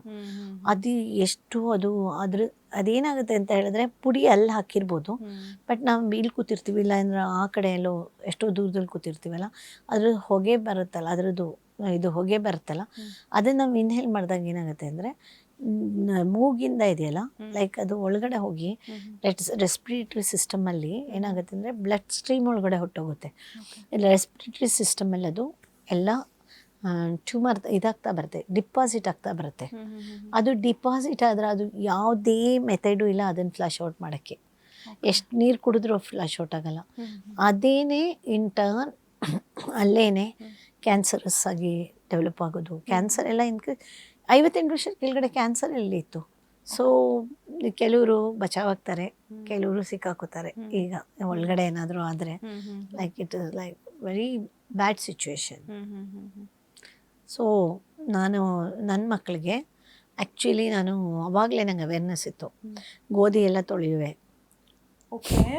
Okay super. ತಿಳುವಳಿಕೆ ಬೇರೆ ಇಲ್ಲ ಮುಂಚೆನೆ. ಆಮೇಲೆ ಅದು ತಲೆಗೆ ಬಂದ್ಬಿಟ್ಟಿತ್ತು ನನ್ನ ಮಕ್ಳಿಗೆ ಬೆಸ್ಟ್ ಕೊಡಬೇಕು ಅಂತ. ಗೋಧಿನ ತೊಳೆದು 10 kg ಗೋಧಿ, ನಾನು 1 kg ಸೋಯಾಬೀನು, ಅದನ್ನು ತೊಳೆದ್ಬಿಟ್ಟು ಟೆರೇಸ್ ಮೇಲೆ ಎಲ್ಲ ನನ್ನ ಫ್ರೆಂಡ್ಸ್ಗೆಲ್ಲ ತೋರಿಸ್ತೀನಿ ಇದನ್ನು. ಓಕೆ, ಯಾಕೆಂದರೆ ಅವರೆಲ್ಲ ವಿಟ್ನೆಸ್ ಮಾಡಿದ್ದಾರೆ ಇದನ್ನು ನಾನು ಏನೇನು ಮಾಡ್ತಿದ್ದೆ ಅಂತ. 1 kg ಸೋಯಾಬೀನು ಎಲ್ಲರಿಗೂ ಅಡ್ವೈಸ್ ಮಾಡುವೆ, ನೋಡಿ ಇವಾಗ ಸೋಯಾಬೀನ್ ಹಾಕಬೇಕು, ಅದರಲ್ಲಿ ಪ್ರೋಟೀನ್ಸ್ ಇರುತ್ತೆ. ಸೊ ಗೋಧಿ ತೊಳೆದ್ಬಿಟ್ಟು ಮೇಲ್ಗಡೆ ಹರಿವಾಕ್ಬಿಟ್ಟು ಅದನ್ನು ಮಿಲ್ಗೆ ಕೊಟ್ಟು ಅದನ್ನು ಪುಡಿ ಮಾಡಿಸಿ ಎಷ್ಟು ಟೇಸ್ಟಿಯಾಗಿ ಚಪಾತಿ ಮಾಡ್ತಿದ್ದೆ ಗೊತ್ತಾ ನಾನು. ಅದನ್ನ ಲೈಕ್ ಮಾಡುವೆ. ಎಲ್ಲ ಕೇಳಿದ್ರೆ ನಗ್ತಾರೆ. ಜೀರಿಗೆ ಮೆಂತ್ಯ ಎಲ್ಲ ತೊಳಿತಾ ಇದ್ದೆ. ಮ್ಯಾಮ್, ಇವಾಗ ಆರ್ಗ್ಯಾನಿಕ್ ವೆಜಿಟೇಬಲ್ಸ್ ಅಂತ ಹೇಳ್ತಾರೆ, ಆರ್ಗ್ಯಾನಿಕ್ ಫ್ರೂಟ್ಸ್ ಅಂತ ಶಾಪ್ಸು ಕೂಡ ಇರುತ್ತೆ. ನಾನು ಹೆಸರು ಮೆನ್ಷನ್ ಮಾಡೋಕ್ಕೆ ಹೋಗೋದಿಲ್ಲ. ಸೊ ನಮಗೆ ಗೊತ್ತಿಲ್ಲ ಅದು ಹೇಗೆ ಬೆಳೆದಿರ್ತಾರೆ ಅಂತ ಹೇಳ್ಬಿಟ್ಟು. ಹೇಗೆ ನಂಬಿ ತಗೋಬೇಕು, ಯಾವ್ದು ಸರಿ ಯಾವ್ದು ತಪ್ಪು, ಯಾವ್ದು ತಿನ್ನಬೇಕು ಯಾವ್ದು ತಿನ್ನಬಾರ್ದು, ಇದೇ ದೊಡ್ಡ ಗೊಂದಲ ಇವಾಗಿನ ಒಂದು ಪರಿಸ್ಥಿತಿಲಿ. ಬಿಕಾಸ್ ಆಹಾರವೇ ಆರೋಗ್ಯ ಅನ್ನೋ ಹಾಗೆ ಯಾವ್ದು ಬೆಟರ್ ಅಲ್ಲ. ಹಣ್ಣು ತಿನ್ನಕ್ಕಿಂತ ತಿಂದೇ ಇದ್ರೆ ಆರೋಗ್ಯ. ಸೊ ಅದೇನಾಗುತ್ತೆ, ಒಂದೇನಾಗುತ್ತೆ ಬನಾನಕ್ಕೂ ಸ್ಪ್ರೇ ಮಾಡ್ತಾರೆ. ಸ್ಪ್ರೇ ಮಾಡದೇ ಇದ್ರೆ ಬರಲ್ಲ. ಅಟ್ಲೀಸ್ಟು ಸ್ಪ್ರೇ ಮಾಡುವಾಗ ಅಟ್ಲೀಸ್ಟು ಎಜುಕೇಟೆಡ್ ಇವ್ರಿಗೆ ಅಗ್ರಿಕಲ್ಚರಿಸ್ಟ್ ಆದರೆ they will spray this non residual chemicals ಇಲ್ಲದೆ ಯೂಶ್ವಲಿ ನಂಗನ್ಸೋ ಪ್ರಕಾರ ಭಾಳ ಕಷ್ಟ ಬಿಸ್ನೆಸ್ಗೆ ಈಳ್ ತೆಗಿಬೇಕಾದ್ರೆ. ಸೊ ಅದಕ್ಕೆ ಕೆಮಿಕಲ್ಸ್ನ ಸ್ಪ್ರೇ ಮಾಡ್ಬೋದು. ನಾನ್ ರೆಸಿಡ್ಯೂಯಲ್ ಕೆಮಿಕಲ್ಸ್ ಸ್ಪ್ರೇ ಮಾಡಿದಾಗ ಏನಾಗುತ್ತೆ ಅಂದರೆ ನಮ್ಮ ಬಾಡಿ ಒಳಗಡೆ ನಾವು ತಿಂದ್ರೂ ಪೆಸ್ಟಿಸೈಡು ಅದು ಉಳ್ಕೊಳ್ಳಲ್ಲ, ಫ್ಲೆಶ್ ಆಗಿ ಹೊಟ್ಟೋಗುತ್ತೆ. ಈಗ ನಾನ್ ರೆಸಿಡ್ಯೂಯಲ್ ಕೆಮಿಕಲ್ಸ್ ಅವೈಲಬಿಲಿಟಿ ಇದೆ. ಅರ್ಧ ರೈತರು ಅದರಲ್ಲೇ ಬೆಳೀತಾ ಇದ್ದಾರೆ, ಕೆಲವರು STP ವಾಟರಲ್ಲಿ ಬೆಳೀತಾ ಇದ್ದಾರೆ. STP ವಾಟರಲ್ಲಿ ಎಷ್ಟೆಲ್ಲ ಕೆಮಿಕಲ್ಸ್ ಇರುತ್ತೆ ಗೊತ್ತಾ. STP ವಾಟರಲ್ಲಿ ವೆಜಿಟೇಬಲ್ ಗ್ರೋ ಮಾಡೋದು, ಲೈಕ್ ಅದನ್ನು ತಿನ್ನೋದು ಎಲ್ಲ ಕಂಟೆಂಟ್ ಒಳಗಡೆ ಹೋಗ್ತಾ ಇರುತ್ತೆ. ಕೆಲವೊಂದು ಟಿಪ್ ಥರ ಕೊಡ್ಬೋದು ಅಂದರೆ ಲೈಕ್ ಏನು ಹೇಳ್ತಾರೆ ಅಂದರೆ ಇದು ಬೇಕಿಂಗ್ ಸೋಡಾ ಇದೆಯಲ್ಲ, ಅದರಲ್ಲಿ ತಿನ್ನಲೇಬೇಕು ಮಕ್ಕಳು ದ್ರಾಕ್ಷಿ ಅಂತ ಹಠ ಮಾಡಿದ್ರು ಅಂದರೆ ಈ ದ್ರಾಕ್ಷಿ ಅಂತ ತೀರಾ ಪೆಸ್ಟಿಸೈಡ್ ಹೊಡೆಯುವಂಥ ಐಟಮ್ಗಳಿಗೆ ಬೇಕಿಂಗ್ ಪೌಡರಲ್ಲಿ ಲೈಕ್ ವಾಟರಲ್ಲಿ ಸ್ವಲ್ಪ ಡಿಪ್ ಮಾಡಿಬಿಟ್ಟು ಆಮೇಲೆ ಅದನ್ನು ವೆನಿಗರಲ್ಲಿ ಇನ್ನೊಂದ್ಸತಿ ಡಿಪ್ ಮಾಡಿ ಅದನ್ನು ಕ್ಲೀನಾಗಿ ವಾಟರಲ್ಲಿ ತೊಳೆದು ಲೈಕ್ ಕೊಡೋದು. It is better. ಡ್ರೈ ಗ್ರೇಪ್ಸಲ್ಲಿ ಸಿಕ್ಕಾಬಟ್ಟೆ ಪೆಸ್ಟಿಸೈಡ್ ಇರುತ್ತೆ. ಡ್ರೈ ಗ್ರೇಪ್ಸ್ ಪ್ರೋಸೆಸ್ ಮಾಡುವಾಗ ತುಂಬ ಕೆಮಿಕಲ್ಸ್ ಹಾಕ್ತಾರೆ. ಮಕ್ಳುಗಳಿಗೆ, ಹುಟ್ಟಿದ ಮಕ್ಳುಗಳಿಗೆ ಡ್ರೈ ಗ್ರೇಪ್ಸ್ ಓಕೆ, ಎಷ್ಟೋ ಜನಕ್ಕೆ ಇದು ಗೊತ್ತಿಲ್ಲ ಅಂತ. ಹನಿನಲ್ಲೂ ಇರುತ್ತೆ ಕೆಮಿಕಲ್ಸು. ಯಾಕೆಂದರೆ ಲೈಕ್ ಹನಿನ ಇದು ಈ ಕಾಫಿ ತೋಟದಲ್ಲೆಲ್ಲ ಇದೆಲ್ಲ ಇರುತ್ತೆ, ಮರಗಳಿರುತ್ತೆ, ಅದರಲ್ಲೆಲ್ಲ ಹನಿಗೂಡು ಕಟ್ಟಿರುತ್ತೆ. ಅದೆಲ್ಲ ಹನಿನ ತೆಗಿತಾರೆ, ಇದು ಕಾಡಲ್ಲಿ ಬೆಳೆದಿರೋ ಹನಿ ಅಂತ. ಬಟ್ ಎಲ್ಲಿ ಆ ಕಾಫಿಗೆ ಸಿಕ್ಕಾಪಟ್ಟೆ ಸ್ಪ್ರೇ ಮಾಡ್ತಾರಲ್ಲ ಅಲ್ವಾ. It is very challenging now-A-days. Like ಇದಕ್ಕೆ ಗೌರ್ಮೆಂಟ್ ಏನಾದ್ರು ಮಾಡಬೇಕು, ಲೈಕ್ ಅದೇ ಆ್ಯಕ್ಷನ್ ತಗೋಬೇಕು, ಬ್ಯಾನ್ ಮಾಡಿಬಿಡ್ಬೇಕು ಎಲ್ಲ ರೆಸಿಡ್ಯೂಯಲ್ ಕೆಮಿಕಲ್ಸ್ನ. ಇವಾಗ ಆಗ್ತಾ ಇದೆಯಲ್ಲ, ಸಿಗ್ಲೇಬಾರ್ದು ರೆಸಿಡ್ಯೂಯಲ್ ಕೆಮಿಕಲ್ಸ್, ರೈತರಿಗೆ ಸಿಗ್ಲೇಬಾರ್ದು. ಒಳ್ಳೆ ಟಿಪ್ ಕೊಟ್ರಿ ಮ್ಯಾಮ್. ಯಾಕಂದ್ರೆ ಆರೋಗ್ಯ ಅನ್ನೋದು ತುಂಬಾ ಮುಖ್ಯ ಆಗತ್ತೆ ನೌ-ಎ-ಡೇಸ್. ನಾವು ಏನೇ ಒಂದು ದುಡಿಮೆ ಮಾಡಿದ್ರು ಮತ್ತೊಂದು ಮಾಡಿದ್ರು ನಾವು ಚೆನ್ನಾಗಿರ್ಬೇಕು. ನಾವು ಚೆನ್ನಾಗಿದ್ರೆ ನಾವು ಬೇರೆ. ಆಮೇಲೆ ಇನ್ನೊಂದು ಟಿಪ್ಸ್ ನಾ ಏನು ಹೇಳ್ಬೋದು ಅಂದರೆ, ಲೈಕ್ ಪ್ರಾವಿಷನ್ ಸ್ಟೋರ್ಸ್ಗೆ ಹೋದಾಗ ನೀವೆಲ್ಲೋ ಮೂಲೆಯಲ್ಲಿರೋ ಪ್ರಾವಿಷನ್ ಸ್ಟೋರ್ಸ್ಗೆ ಹೋಗ್ಬೇಡಿ. ನಿಮಗೆ ಪ್ರಾವಿಷನ್ ಸ್ಟೋರ್ಸ್ ತುಂಬ ವ್ಯಾಪಾರ ನಡೀತಿರುತ್ತಲ್ಲ, ಆ ಜಾಗದಲ್ಲಿ ಪ್ರಾವಿಷನ್ ತಗೊಳ್ಳೋದು ಒಳ್ಳೇದು. ಅದು ಯಾಕೆಂದ್ರೆ ಅಲ್ಲಿ ಮಾತ್ರೆ ಗೀತ್ರೆ ಹಾಕಿಟ್ಟಿರಲ್ಲ, ಇದನ್ನ ಬೇಗ ಖರ್ಚಾಗುತ್ತೆ. ಓಕೆ, ಇದು ಗುಡ್ ಟಿಪ್ ಆ್ಯಕ್ಚುಲಿ. ಆಮೇಲೆ ಎಲ್ಲಿ ಕ್ರೌಡ್ ಇರೋ ಕಡೆ ಹೋಗಿ ತಿಂದರೆ ಅಲ್ಲಿ ಟೇಸ್ಟ್ ಇರುತ್ತೆ ಅನ್ನೋದೊಂದು ಹೇಗೋ ಹಾಗೆ. ನಿಮ್ಮ ಜೀವನ ಆರಂಭ ಆಗಿದ್ದು ಅಂದರೆ ಜಯನಗರದಲ್ಲಿ ಒಂದು ಪುಟ್ಟ ಜಾಗವನ್ನು ತೆಗೆದುಕೊಂಡು 500 ರೂಪಾಯಿಗೆ ಒಂದು ಹೂವಿನ ವ್ಯಾಪಾರವನ್ನು ಸ್ಟಾರ್ಟ್ ಮಾಡ್ತೀರಾ. ಅಲ್ಲಿಂದ ಇಷ್ಟು ದೊಡ್ಡ ಮಟ್ಟಕ್ಕೆ ಬೆಳವಣಿಗೆ. ನಿಜವಾಗ್ಲೂ ಇದೊಂಥರ ಕನಸ ನಿಜನ ಅನ್ನುವಂತಹ ಫೀಲ್ ಆಗಿರ್ಬೋದೇನೋ ನಿಮಗೆ. ನನಗಂತೂ ವಂಡರ್ಫುಲ್ ಅನಿಸುತ್ತೆ. ಇವತ್ತು ನಿಮ್ಮ ಇಂಟರ್ವ್ಯೂ ಅಂತ ಹೇಳಿದ ತಕ್ಷಣ ನಾನು ಶಿಫ್ಟ್ ಮುಗ್ದಿತ್ತು ಆ್ಯಕ್ಚುಲಿ ನಂದು. ಇಲ್ಲ, ನಾನು ಮಾಡೇ ಹೋಗ್ತೀನಿ ಅಂತ ಹೇಳಿದೆ. ನಿಮ್ಮ ಕತೆ ಕೇಳಬೇಕು ಮ್ಯಾಮ್, ಇಂಟ್ರೆಸ್ಟಿಂಗ್ ಇದೆ. ಎಸ್, 500 ರೂಪಾಯಿ ಅಲ್ಲ, ಆ್ಯಕ್ಚುಲಿ 5,000 ರೂಪಾಯಿ. ಸಾರಿ, ಎಸ್, 5,000 ರೂಪಾಯಿಂದ ಎಲ್ಲ ಕಡೆ 500 ಅಂತಾರೆ. 500 ರೂಪಾಯಿ ಏನೂ ಬರಲ್ಲ ಆ್ಯಕ್ಚುಲಿ. 5,000 ರೂಪಾಯಿಂದ ಸ್ಟಾರ್ಟ್ ಆಗಿದ್ದು. ಅದು ನನ್ನ ಫ್ರೆಂಡ್ ಸರೋಜಾ ಹತ್ರ ನಾನು ಸಾಲ ತಗೊಂಡು, ನಾನು ಇದಕ್ಕೆ ಸಿಟಿ ಮಾರ್ಕೆಟ್ಗೆ ಹೋಗಿ ಫ್ಲವರ್ಸ್ ತೊಗೊಂಡು, ಅಲ್ಲಿಂದ ವಿಪ್ರೋ ಹೋಗಿ ಡೆಮಾನ್ಸ್ಟ್ರೇಟ್ ಮಾಡಿ ಐ ಗಾಟ್ ವಿಪ್ರೋ ಆರ್ಡರ್. ಆಮೇಲೆ ನಾನು ಫ್ಲವರ್ ಶಾಪ್ ಓಪನ್ ಮಾಡಿದೆ.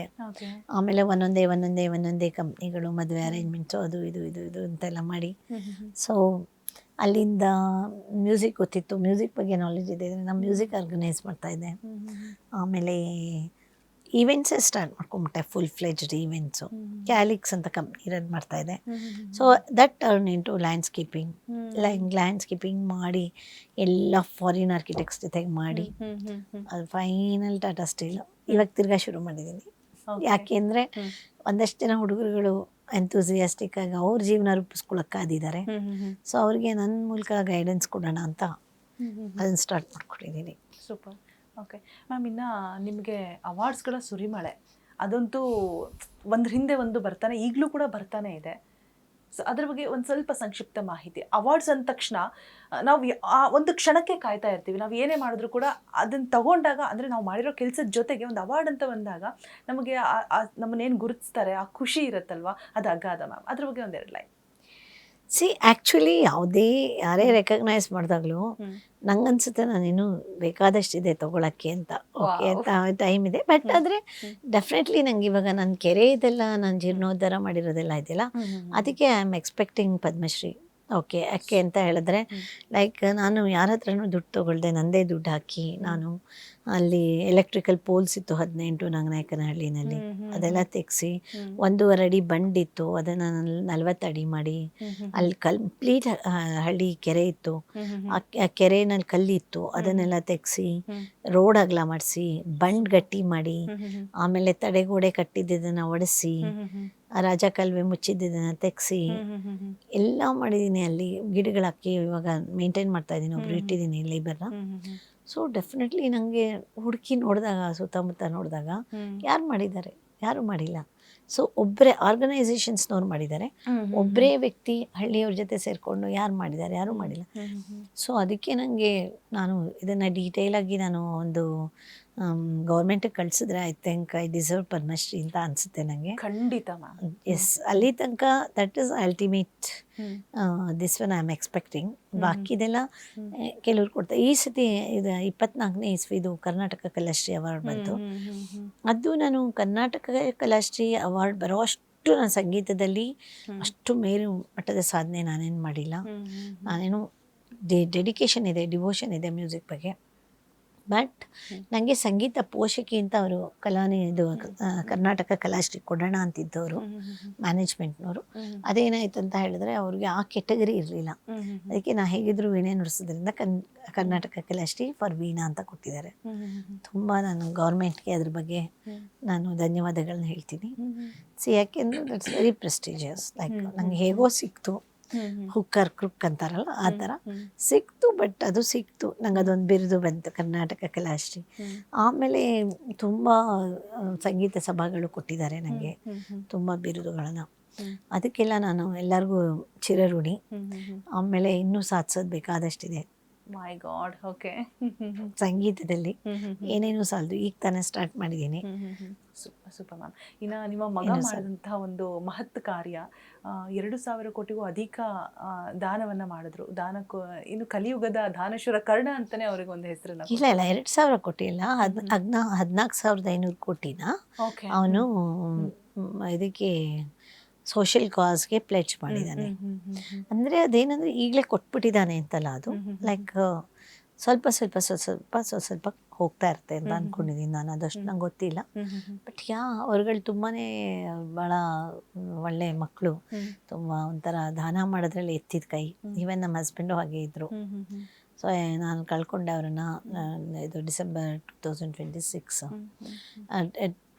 ಡಿಸೆಂಬರ್ 26, 2023 ನಲ್ಲಿ expired all of A sudden. So it was a very great tragedy of my life. And ಅವ್ರನ್ನ ಕಳ್ಕೊಂಡೆ. ಮತ್ತು ಆಮೇಲೆ ಸ್ವಲ್ಪ ದಿನ ಹಾಗೂ ಈಗ ಸುಮ್ಮನೆ ಇದ್ದೆ, ಏನೂ ಮಾಡ್ತಿರ್ಲಿಲ್ಲ, ಒಂದು 15 ದಿನ 20 ದಿನ. ಆಮೇಲೆ ಈಗ ನನಗೆ ನನ್ನ ಕರ್ತವ್ಯಗಳು ಕರೆಯೋಕ್ಕೆ ಶುರುವಾಯಿತು. ರೂರಲ್ ಸ್ಕೂಲ್ಸು ಅದೆಲ್ಲ ಒಂದು ಚೂರು ನಾನು ಮಾಡ್ತಾಯಿದ್ದೀನಿ. ಮತ್ತು ಇದು ಲೇಕ್ ರಿಜುನೇಷನ್ಸ್ದು 1 year 1 ಮಾಡಲೇಬೇಕು ಅಂತ ಡಿಸೈಡ್, ಒಂದಷ್ಟು ಸಸಿಗಳು ಹಾಕಿ ಬೆಳೆಸಲೇಬೇಕು ಅಂತ ಡಿಸೈಡ್ ಮಾಡಿದ್ದೀನಿ. ಸೊ ಅದು ನಡೀತಾ ಇದೆ. It will be going on, like it keeps going on. ತುಂಬ ಜನ ಯಂಗ್ಸ್ಟರ್ಸ್ನ ರೆಡಿ ಮಾಡ್ತಾ ಇದ್ದೀವಿ. ಓಕೆ ಮ್ಯಾಮ್, ಹಸ್ಬೆಂಡ್ ಅಂತ ಹೇಳಿದಾಗ ನೀವು ಹಿಂದಿನ ದಿನಗಳನ್ನು ಮೆಲ್ಕು ಹಾಕಿದ್ರಿ. ಅಂದರೆ ನಾನು ಇಮ್ಮೆಚ್ಯೂರ್ ಇದ್ದೆ, ಅವ್ರು ತುಂಬ ಮೆಚ್ಯೂರ್ ಇದ್ದರು, ತುಂಬ ಹೇಳ್ತಾ ಇದ್ರು ಅಂತ ಹೇಳ್ಬಿಟ್ಟು ಒಂದು ರೀತಿಯಾಗಿ ಸ್ಟ್ರೆಂತ್ ಆಗಿ ಕೂಡ ನಿಮಗೆ ನಿಂತಿರ್ತಾರೆ ಪ್ರತಿ ಹೆಜ್ಜೆಯಲ್ಲೂ ಕೂಡ ನಿಮಗೆ. ಸೊ ಅವರಿಲ್ಲ ಅಂದಾಕ್ಷಣ ನಿಮಗೆ ಎಷ್ಟು ಕಷ್ಟ ಆಯಿತು ಮ್ಯಾಮ್? ಒಂದು 15 ದಿನ ಬ್ರೇಕ್ ತೊಗೊಂಡ್ರಿ, ಹೌದು, ಬಟ್ ಅದನ್ನು ಫೇಸ್ ಮಾಡೋದಿದೆಯಾ, ದಟ್ ಈಸ್ ವೆರಿ ಡಿಫಿಕಲ್ಟ್. ಇಲ್ಲ, ಆ್ಯಕ್ಚುಲಿ ಅವರಿಗೆ ನಾನು ಹೊರಗಡೆ ಹೋಗೋದು, ನಾನು ಕೆಲಸ ಮಾಡೋದು ಅಷ್ಟೇನು ಇಷ್ಟ ಇರಲಿಲ್ಲ. ಓಕೆ, ಇಷ್ಟ ಇರಲಿಲ್ಲ. ಬಟ್ ಆದರೂ ಅವ್ರಿಗೆ ಒಂಥರ ಲೇಖಗಳ ಬಗ್ಗೆ ಇದಿತ್ತು, ಹೆಮ್ಮೆ ಇತ್ತು, ನಾನು ಹೆಂಡತಿ ಮಾಡ್ತಿದ್ದಾಳೆ ಅಂತ. ಆದರೆ ಅವ್ರಿಗೆ ಅದ್ರ ಜೊತೆಗೆ ಅಲ್ಲೇನು ಕ್ರೂಚ್ ಲ್ಯಾಂಡ್ ಬಿಡಿಸ್ಕೊಡ್ತಾ ಇದ್ದಾಳೆ, ಅದು ಮಾಡ್ತಿದ್ದಾಳೆ, ಒಂಥರ ಹೆದರಿಕೆ ಇರುತ್ತಲ್ಲ, ಒಂಥರ ಏನಾದರೂ ಯಾರು ಮಾಡಿಬಿಟ್ರೆ ಕಲ್ಪ್ರಿಟ್ಸು ಏನಾದ್ರು ಅಂತ ಆ ಥರ ಎಲ್ಲ ಇತ್ತು. ಮ್ಯಾಮ್, ನೀವೀಗ ಹೇಳಿದರೆ ಯಂಗ್ಸ್ಟರ್ಸ್ನ ನಾನು ರೆಡಿ ಮಾಡ್ತಾ ಇದ್ದೀನಿ ಅಂತ ಹೇಳ್ಬಿಟ್ಟು. ಸೊ ಇವಾಗ ಬಿಸ್ನೆಸ್ ಅನ್ನುವಂಥದ್ದು ದೊಡ್ಡ ಸವಾಲು. ಎಲ್ಲೋ ಒಂದು ಹಣ ಹೂಡಿಕೆ ಮಾಡ್ತೀವಿ, ಕೈ ಸುಟ್ಕೊಂಡು ಬಿಡ್ತಾರೆ, ತುಂಬ ಡಿಪ್ರೆಷನ್ಗೆ ಹೋಗ್ತಾರೆ, ಜೀವನನೇ ಹಾಳಾಗಿ ಹೋಗ್ಬಿಡುತ್ತೆ ಮ್ಯಾಮ್ ಕೆಲವೊಂದು ಸಲ. ಸೊ ಇವಾಗ 10 ಲಕ್ಷ ಹಾಕಿದ್ದೀವಿ ಅಂದರೆ ನಮಗದ್ರ ಡಬಲ್ ಬರಬೇಕು. ಏನೆಲ್ಲ ಟಿಪ್ಸ್ ಕೊಡ್ತೀರಾ ಯಂಗ್ಸ್ಟರ್ಸ್ಗೆ, ಅಂದರೆ ಬಿಸ್ನೆಸ್ಸಲ್ಲೇ ನಾವು ಮುಂದುವರಿಬೇಕು ಅನ್ನುವಂತಹ ಅವ್ರಿಗೆ? ಶುರುವಿಂದನೂ ಅಲರ್ಟ್ ಆಗಿರಬೇಕು ಅವರು. ಅಲರ್ಟ್ ಆಗಿರಬೇಕು. ಫಸ್ಟ್ ಪ್ರಾಜೆಕ್ಟ್ ರಿಪೋರ್ಟ್ ಮಾಡ್ಕೋಬೇಕು. ಪ್ರಾಜೆಕ್ಟ್ ರಿಪೋರ್ಟ್ ಮಾಡಿಕೊಂಡು ಆ ಪ್ರಾಜೆಕ್ಟ್ ರಿಪೋರ್ಟಲ್ಲಿ ಹೇಗೆ ಅಂತ ಹೇಳಿದ್ರೆ, ಅದರಲ್ಲಿ ಅವರು ಮೋಸ್ಟ್ ಕ್ರೈಸಿಸ್ನ ಫಸ್ಟು ಕ್ಯಾಲ್ಕುಲೇಟ್ ಮಾಡ್ಕೋಬೇಕು. ಈಗ ಯಾರೋ ಮೆಟೀರಿಯಲ್ ಸಪ್ಲೈ ಮಾಡಿರ್ತಾರೆ, ಅವ್ರು ದುಡ್ಡೇ ಕೊಡಲ್ಲ, ಸತಾಯಿಸ್ಬಿಡ್ತಾರೆ, ಇಲ್ಲ ಫಾರಿನ್ ಕಂಟ್ರಿಗೆ ಹೊಟ್ಟೋಗ್ತಾರೆ, ಇಲ್ಲ ಚೀಟ್ ಮಾಡಿಬಿಡ್ತಾರೆ, ಇಲ್ಲ ರೌಡಿಸಮ್ ಇರುತ್ತೆ, ಹೆದರ್ಸ್ಬಿಡ್ತಾರೆ ಅಂತ ಅವ್ರು ಕಳ್ಕೊಬೇಕಾಗತ್ತೆ ಆ ದುಡ್ಡನ್ನು ಅಂದ್ಕೊಳ್ಳಿ. ಆ ಸಿಚುವೇಶನ್ ಬಂದಾಗ whether they can survive losing it, ಅದನ್ನು ನೋಡ್ಕೋಬೇಕು ಅವರು. ಅದಕ್ಕೆ ಫಸ್ಟೇ ಅದನ್ನು ಆ್ಯಂಟಿಸಿಪೇಟ್ ಮಾಡಿದಾಗ ಡೇಂಜರ್ನ, ಸೊ ಜೋಪಾನವಾಗಿ ಹೆಜ್ಜೆ ಇಡಬೇಕು. ಮ್ಯಾಮ್, ಇವಾಗ ನೀವು ಅಂದರೆ ವುಮೆನ್ಸಿಗೆ ಅಂದರೆ ಸಿಕ್ಕಾಪಟ್ಟೆ ಸಪೋರ್ಟ್ ಮಾಡ್ತೀರಾ.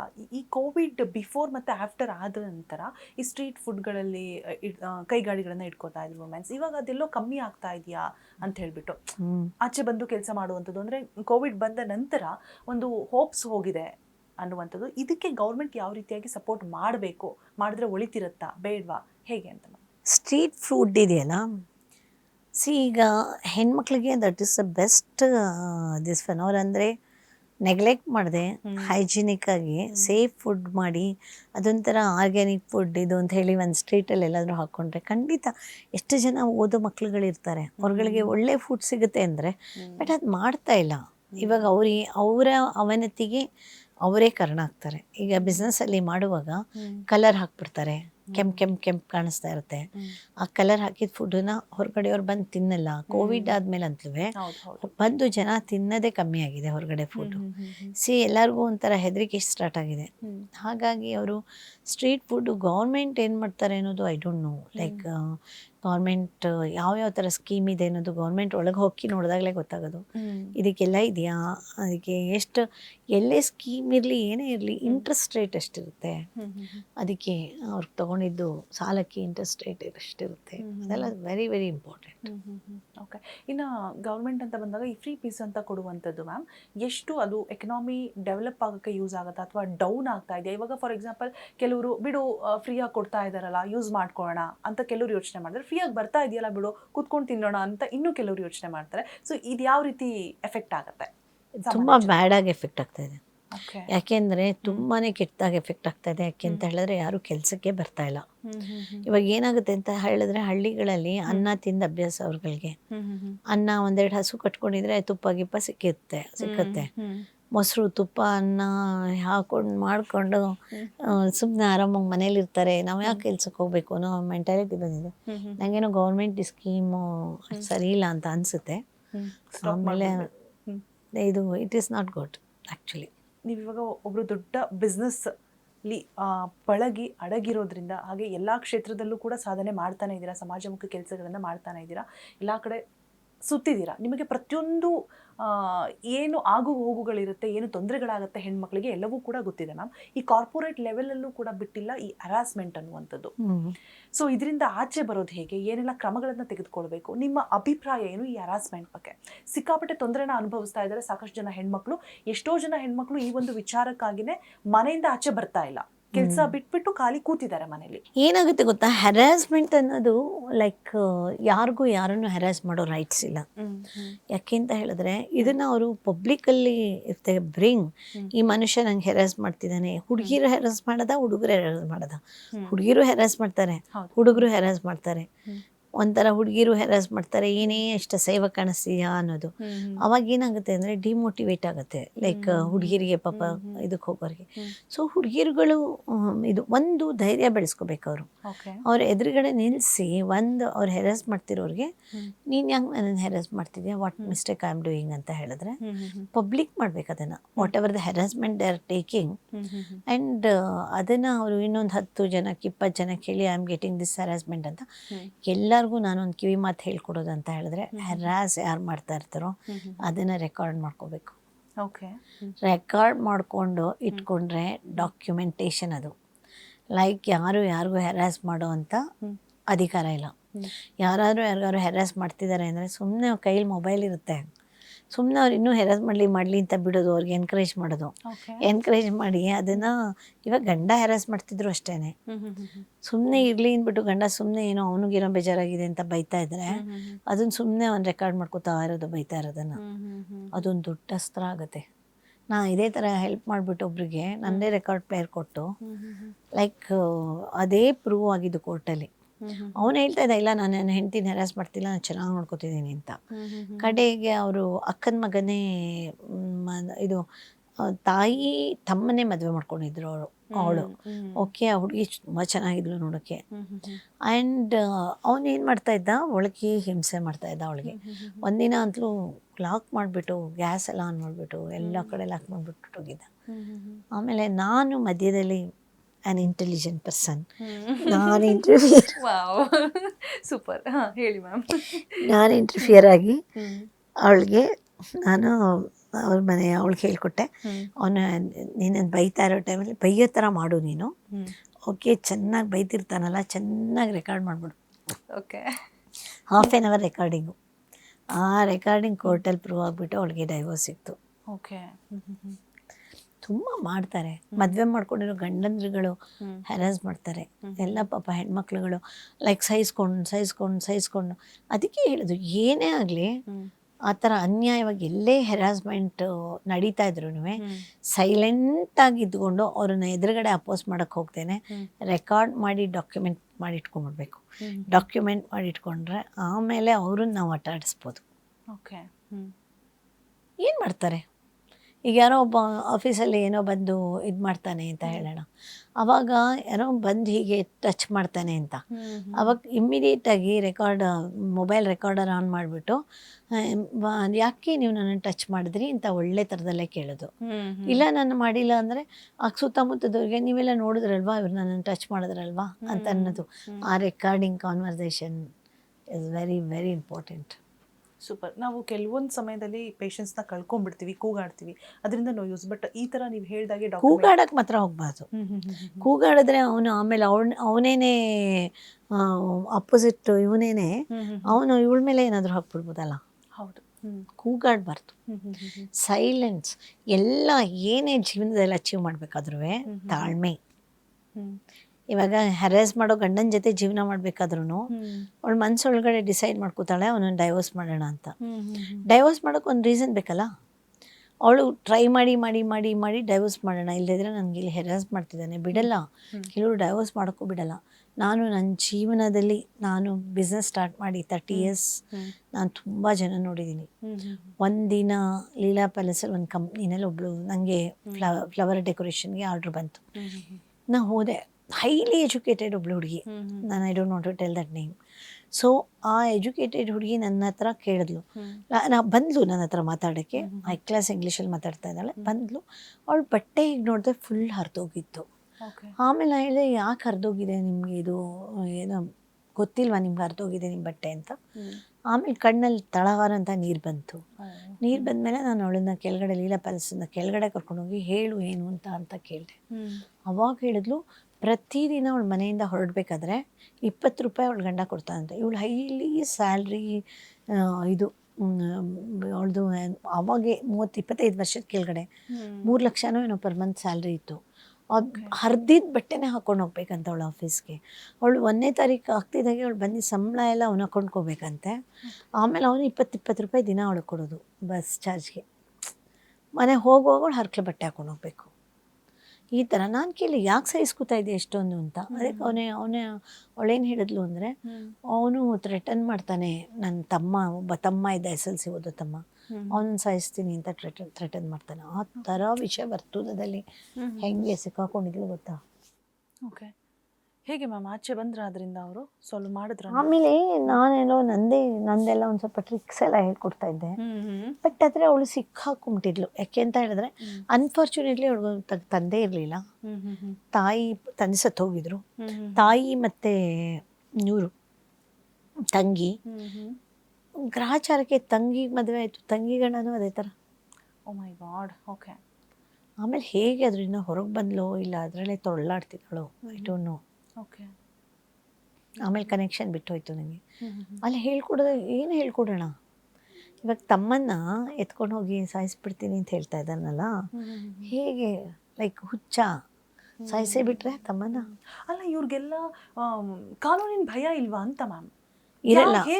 ಯಾಕೆಂದರೆ ಹೆಣ್ಮಕ್ಳುಗಳದೇ ತಪ್ಪು. ಯಾಕೆ ಅಂತ ಹೇಳಿದ್ರೆ ಹೆಣ್ಮಕ್ಳುಗಳು ಬಿಡ್ತಾರೆ ನೀನನ್ನು ಟಾರ್ಚರ್ ಮಾಡು ಅಂತ. ಸುಮ್ಮನೆ ಇರ್ತಾರೆ ಸಹಿಸ್ಕೊಂಡು ಮನೆಗೆ ಸಂಸಾರಕ್ಕೋಸ್ಕರ. ಮಗು ಹುಟ್ಟಿದ ಮೇಲೆ ಸಹಿಸ್ಕೋತಾರೆ ಪಾಪ. It's a very great tragedy of life, specially Indians. ಗೊತ್ತಿಲ್ಲ ಈ ಥರ ಎಷ್ಟು ಹೆಣ್ಮಕ್ಳು ಸಫರ್ ಆಮೇಲೆ ಫಾರಿನ್ ಕಂಟ್ರೀಸಲ್ಲಿ ಈ ಥರ ಏನಾರು ಮಾಡಿದ್ರೆ ಒದ್ದು ಹೋಗ್ತಾ ಇರ್ತಾರೆ ಅವ್ರುಗಳು. ಸೊ ಅದಕ್ಕೆ ಎಲ್ಲ ಹೆಣ್ಮಕ್ಳುಗಳು ಫೈನಾನ್ಷಿಯಲಿ ಇಂಡಿಪೆಂಡೆಂಟ್ ಆಗಬೇಕು. ಸೊ ಯಾವ ಮೊಮೆಂಟಲ್ಲಾದರೂ ಗಂಡನ ಬಿಟ್ಟು ನಡೀತಾ ಇರ್ಬೋದು. ಇಲ್ಲ ಅಂದರೆ ಅವನ ಮೇಲೆ ಡಿಪೆಂಡ್ ಆಗಿದೆ, ಭಾಳ ಕಷ್ಟ. ವೆರಿ ಫ್ಯೂ ಅವ್ರ ವೈಫ್ಸ್ನ ಚೆನ್ನಾಗಿ ನೋಡ್ಕೋತಾರೆ, ರೆಸ್ಪೆಕ್ಟ್ ಕೊಡ್ತಾರೆ. But most of the men are very self centred. ಇತ್ತೀಚಿನ ದಿನಗಳಲ್ಲಿ ಆ ರೀತಿ ಕಡಿಮೆ ಆಗಿದೆ ಅಂತ ಭಾವಿಸ್ತೀನಿ ಮ್ಯಾಮ್ ನಾನು. ಅಂದರೆ ಆಗಿನಕ್ಕೆ ಕಂಪೇರ್ ಮಾಡಿದ್ರೆ ಈಗ ಇಬ್ರು ಕೂಡ ಡೈವೋರ್ಸಸ್ ಜಾಸ್ತಿ ಆಗಿದೆ. ಡಿವೋರ್ಸಸ್ ಜಾಸ್ತಿ ಆಗಿದೆ. ನಮ್ಮ ಕಾಲದಲ್ಲಿ ಸಹಿಸ್ಕೋತಾ ಇದ್ವಿ. ಓಕೆ, ನಮ್ಮ ಕಾಲದಲ್ಲೆಲ್ಲ ಸಹಿಸ್ಕೊಂಡು ನೀನು ಕತ್ತೆಗೆ 3 ಕಾಲು ಅಂದರೆ 3 ಕಾಲು, ಓಕೆ 3 ಕಾಲು. ನಾವು ಆರ್ಗ್ಯೂ ಮಾಡೋಕ್ಕೆ ಹೋಗ್ತಿಲ್ಲ, ಇಲ್ಲ ಕತ್ತೆಗೆ 4 ಕಾಲಿದೆ ಅಂತ. ಅಲ್ಲಿ ನಮಗೆ 3 ಕಾಲು ಕಾಣಿಸ್ತಿರುತ್ತೆ. ಸಂಸಾರ ಶಾಂತಿಗೋಸ್ಕರ ಓಕೆ 3 ಕಾಲು. ಏನೀಗ ಒಪ್ಕೊಳ್ಳೋಣ ಏನಾಗುತ್ತೆ ಅಂತ ಹೇಳಿ ಒಪ್ಕೊಳ್ತಿದ್ವಿ ನಾವುಗಳು. ನಾಳೆ ನನ್ನ ಮಗಂಗೆ ಸ್ಕೂಲ್ ಇದೆ, ನಾಳೆ ನನ್ನ ಮಗಗೆ ಟೆಸ್ಟ್ ಇದೆ, ನಂಗೆ ಅದು ಇಂಪಾರ್ಟೆಂಟು, ಇವನ ಹತ್ರ ಆರ್ಗ್ಯೂ ಮಾಡೋದು ಇಂಪಾರ್ಟೆಂಟು ಅಂತ ಹೇಳಿ use to accept it. But ಈಗಿನ ಕಾಲದಲ್ಲಿ ಹಾಗಲ್ಲ. ನಿಮ್ಮ ಜನ್ರೇಷನ್ ಲೈಕ್ ಯಾಕೋ ಹೇಳ್ತೀಯ ಹಾಗೆ ಕತ್ತೆಗೆ 4 ಕಾಲು ಕಣೋ ಇರೋದು, ನಾವಾದ್ರೂ ಹೋಗಿ ಬನ್ನಿ ಅಂತಿದ್ವಿ, ನೀವೆಲ್ಲ ಹೋಗೋ ಬರೋ ಅಂತೀರ.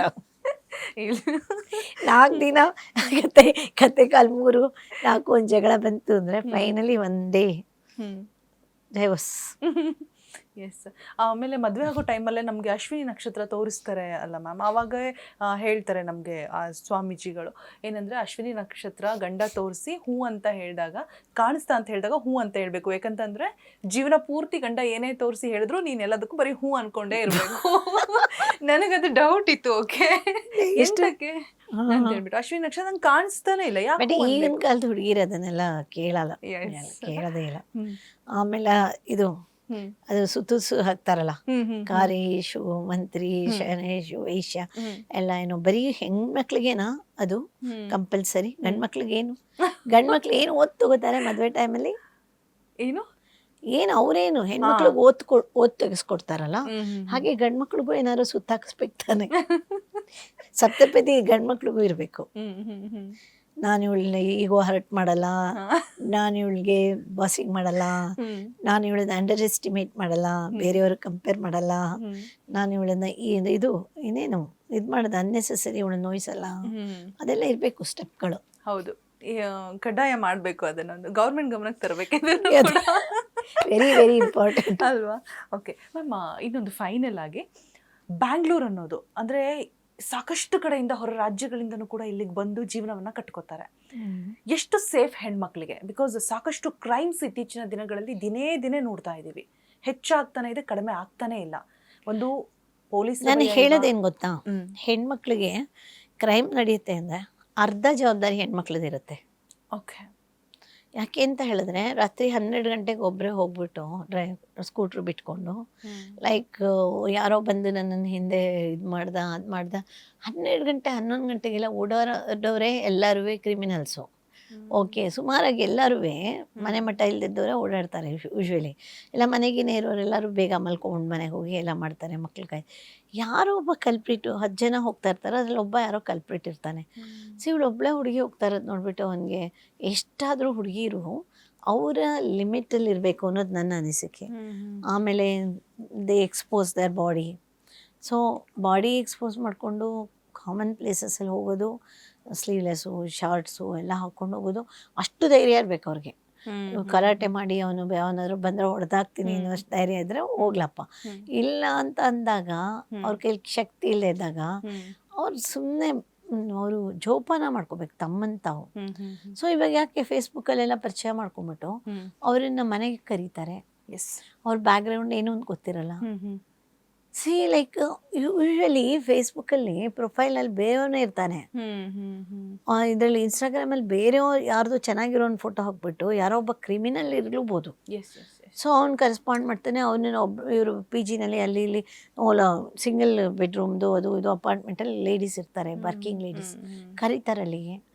ಅಲ್ಲಿ ಕರೆದಾಗ ಒಳಗಡೆ ಅವ್ರಿಗೆ ಸಡನ್ನಾಗಿ ನೋಡಿದಾಗ ಅವ್ರಿಗೂ ಶಾಕ್ ಆಗುತ್ತೆ. ಕೆಲವು ಇನ್ಸಿಡೆಂಟ್ಸ್ ಆಗಿದೆಯಲ್ಲ, ಸೊ ಶಾಕ್ ಆಗುತ್ತೆ, ಇವನ ಅವನು ಅಂತ. ಅವ್ನು ತೋರಿಸ್ಕೊಂಡಿರೋದೇ ಬೇರೆಯವನನ್ನು ತೋರಿಸ್ಕೊಂಡಿರ್ತಾನೆ. ಆಮೇಲೆ ಕೆಲವು ಪ್ರೊಫೈಲ್ ಫಾರಿನರ್ಸ್ದು ಪ್ರೊಫೈಲ್ಗಳು ಹಾಕ್ತಾರೆ, ಅದಂತೂ ಕಂಪ್ಲೀಟ್ ಫೇಕು. ಹೌದು, ಯಾವ ಫಾರಿನರ್ಸ್ಗೂ ನಮ್ಮ ಇಂಡಿಯನ್ಸನ್ನ ಪರಿಚಯ ಮಾಡ್ಕೋಬೇಕು ಅನ್ನೋದೇನು ಅವ್ರಿಗೇನಿರಲ್ಲ. ಅವ್ರದ್ದೇ ಓನ್ ಫ್ಯಾಮಿಲಿ, ಅವ್ರದ್ದೇ ಓನ್ ಸರ್ಕಲ್ಲು, ಅವ್ರದ್ದೇ ಕ್ಲಾಸ್ಮೇಟ್ಸು ಅವ್ರದ್ದಿರುತ್ತೆ. ಇದು ಸಡನ್ನಾಗಿ ನಮ್ಮ ಫೇಸ್ಬುಕ್ಕಲ್ಲಿ ಯಾರೋ ಒಬ್ಬ ಫಾರಿನರ್ ಫ್ರೆಂಡ್ ರಿಕ್ವೆಸ್ಟ್ ಬಂತು ಅಂದರೆ ಖಂಡಿತ ಯಾರೂ ಒಪ್ಕೋಬೇಡಿ, ಇದನ್ನು ಏನೋ ಫೇಕ್ ಇರುತ್ತೆ ಅದರಲ್ಲಿ. ಸೊ ಇವರೆಲ್ಲ ಏನೋ ಫಾರಿನ್ಗೆ ಹೋಗಿ ಸೆಟ್ಲ್ ಆಗೋಣ ಅಂತ ಕೆಲವು ಹುಡುಗಿರು ಅದನ್ನ ಒಪ್ಕೊಳ್ಬಿಟ್ಟು ಆಮೇಲೆ ನೋಡಿದ್ರೆ ಯಾವುದೋ ಹಿಂದೆ ಕಲ್ಪ್ರಿಟ್ಸ್ಗಳ ಗ್ಯಾಂಗೇ ಇರುತ್ತೆ. ಅದನ್ನು ಮಾಡಬಾರ್ದು. ಆಮೇಲೆ ಲೈಕ್ ಆಮೇಲೆ ಸ್ಕೂಲ್ ಡೇಸಲ್ಲೇ ಲೈಕ್ ಏನಾಗುತ್ತೆ ಅಂತ ಹೇಳಿದ್ರೆ ಯಾರೋ ಒಬ್ಬ ಚೆನ್ನಾಗಿ ಕಾಣಿಸ್ತಾನೆ, ಪೇರೆಂಟ್ಸು ಅಂಟಿಲ್ ಅವ್ರು 20 ವರ್ಷ ಆಗೋ ತನಕ ಪೇರೆಂಟ್ಸ್ ಅಬ್ಸರ್ವ್ ಮಾಡ್ತಾ ಇರಬೇಕು. ಈ ಹುಡುಗಿ ಅವ್ರ ಪೇರೆಂಟ್ಸು ಅವ್ರ ಬುಕ್ಗಳನ್ನು ಚೆಕ್ ಮಾಡ್ತಾ ಇರಬೇಕು, ಏನಾದರೂ ಲವ್ ಲೆಟರು ಆ ಥರದ್ಯಾ. ಮೊಬೈಲ್ ಕೊಡಬಾರ್ದು ಮಕ್ಕಳಿಗೆ ಒಂದು 17-18 ವರ್ಷ ಆಗೋ ತನಕ.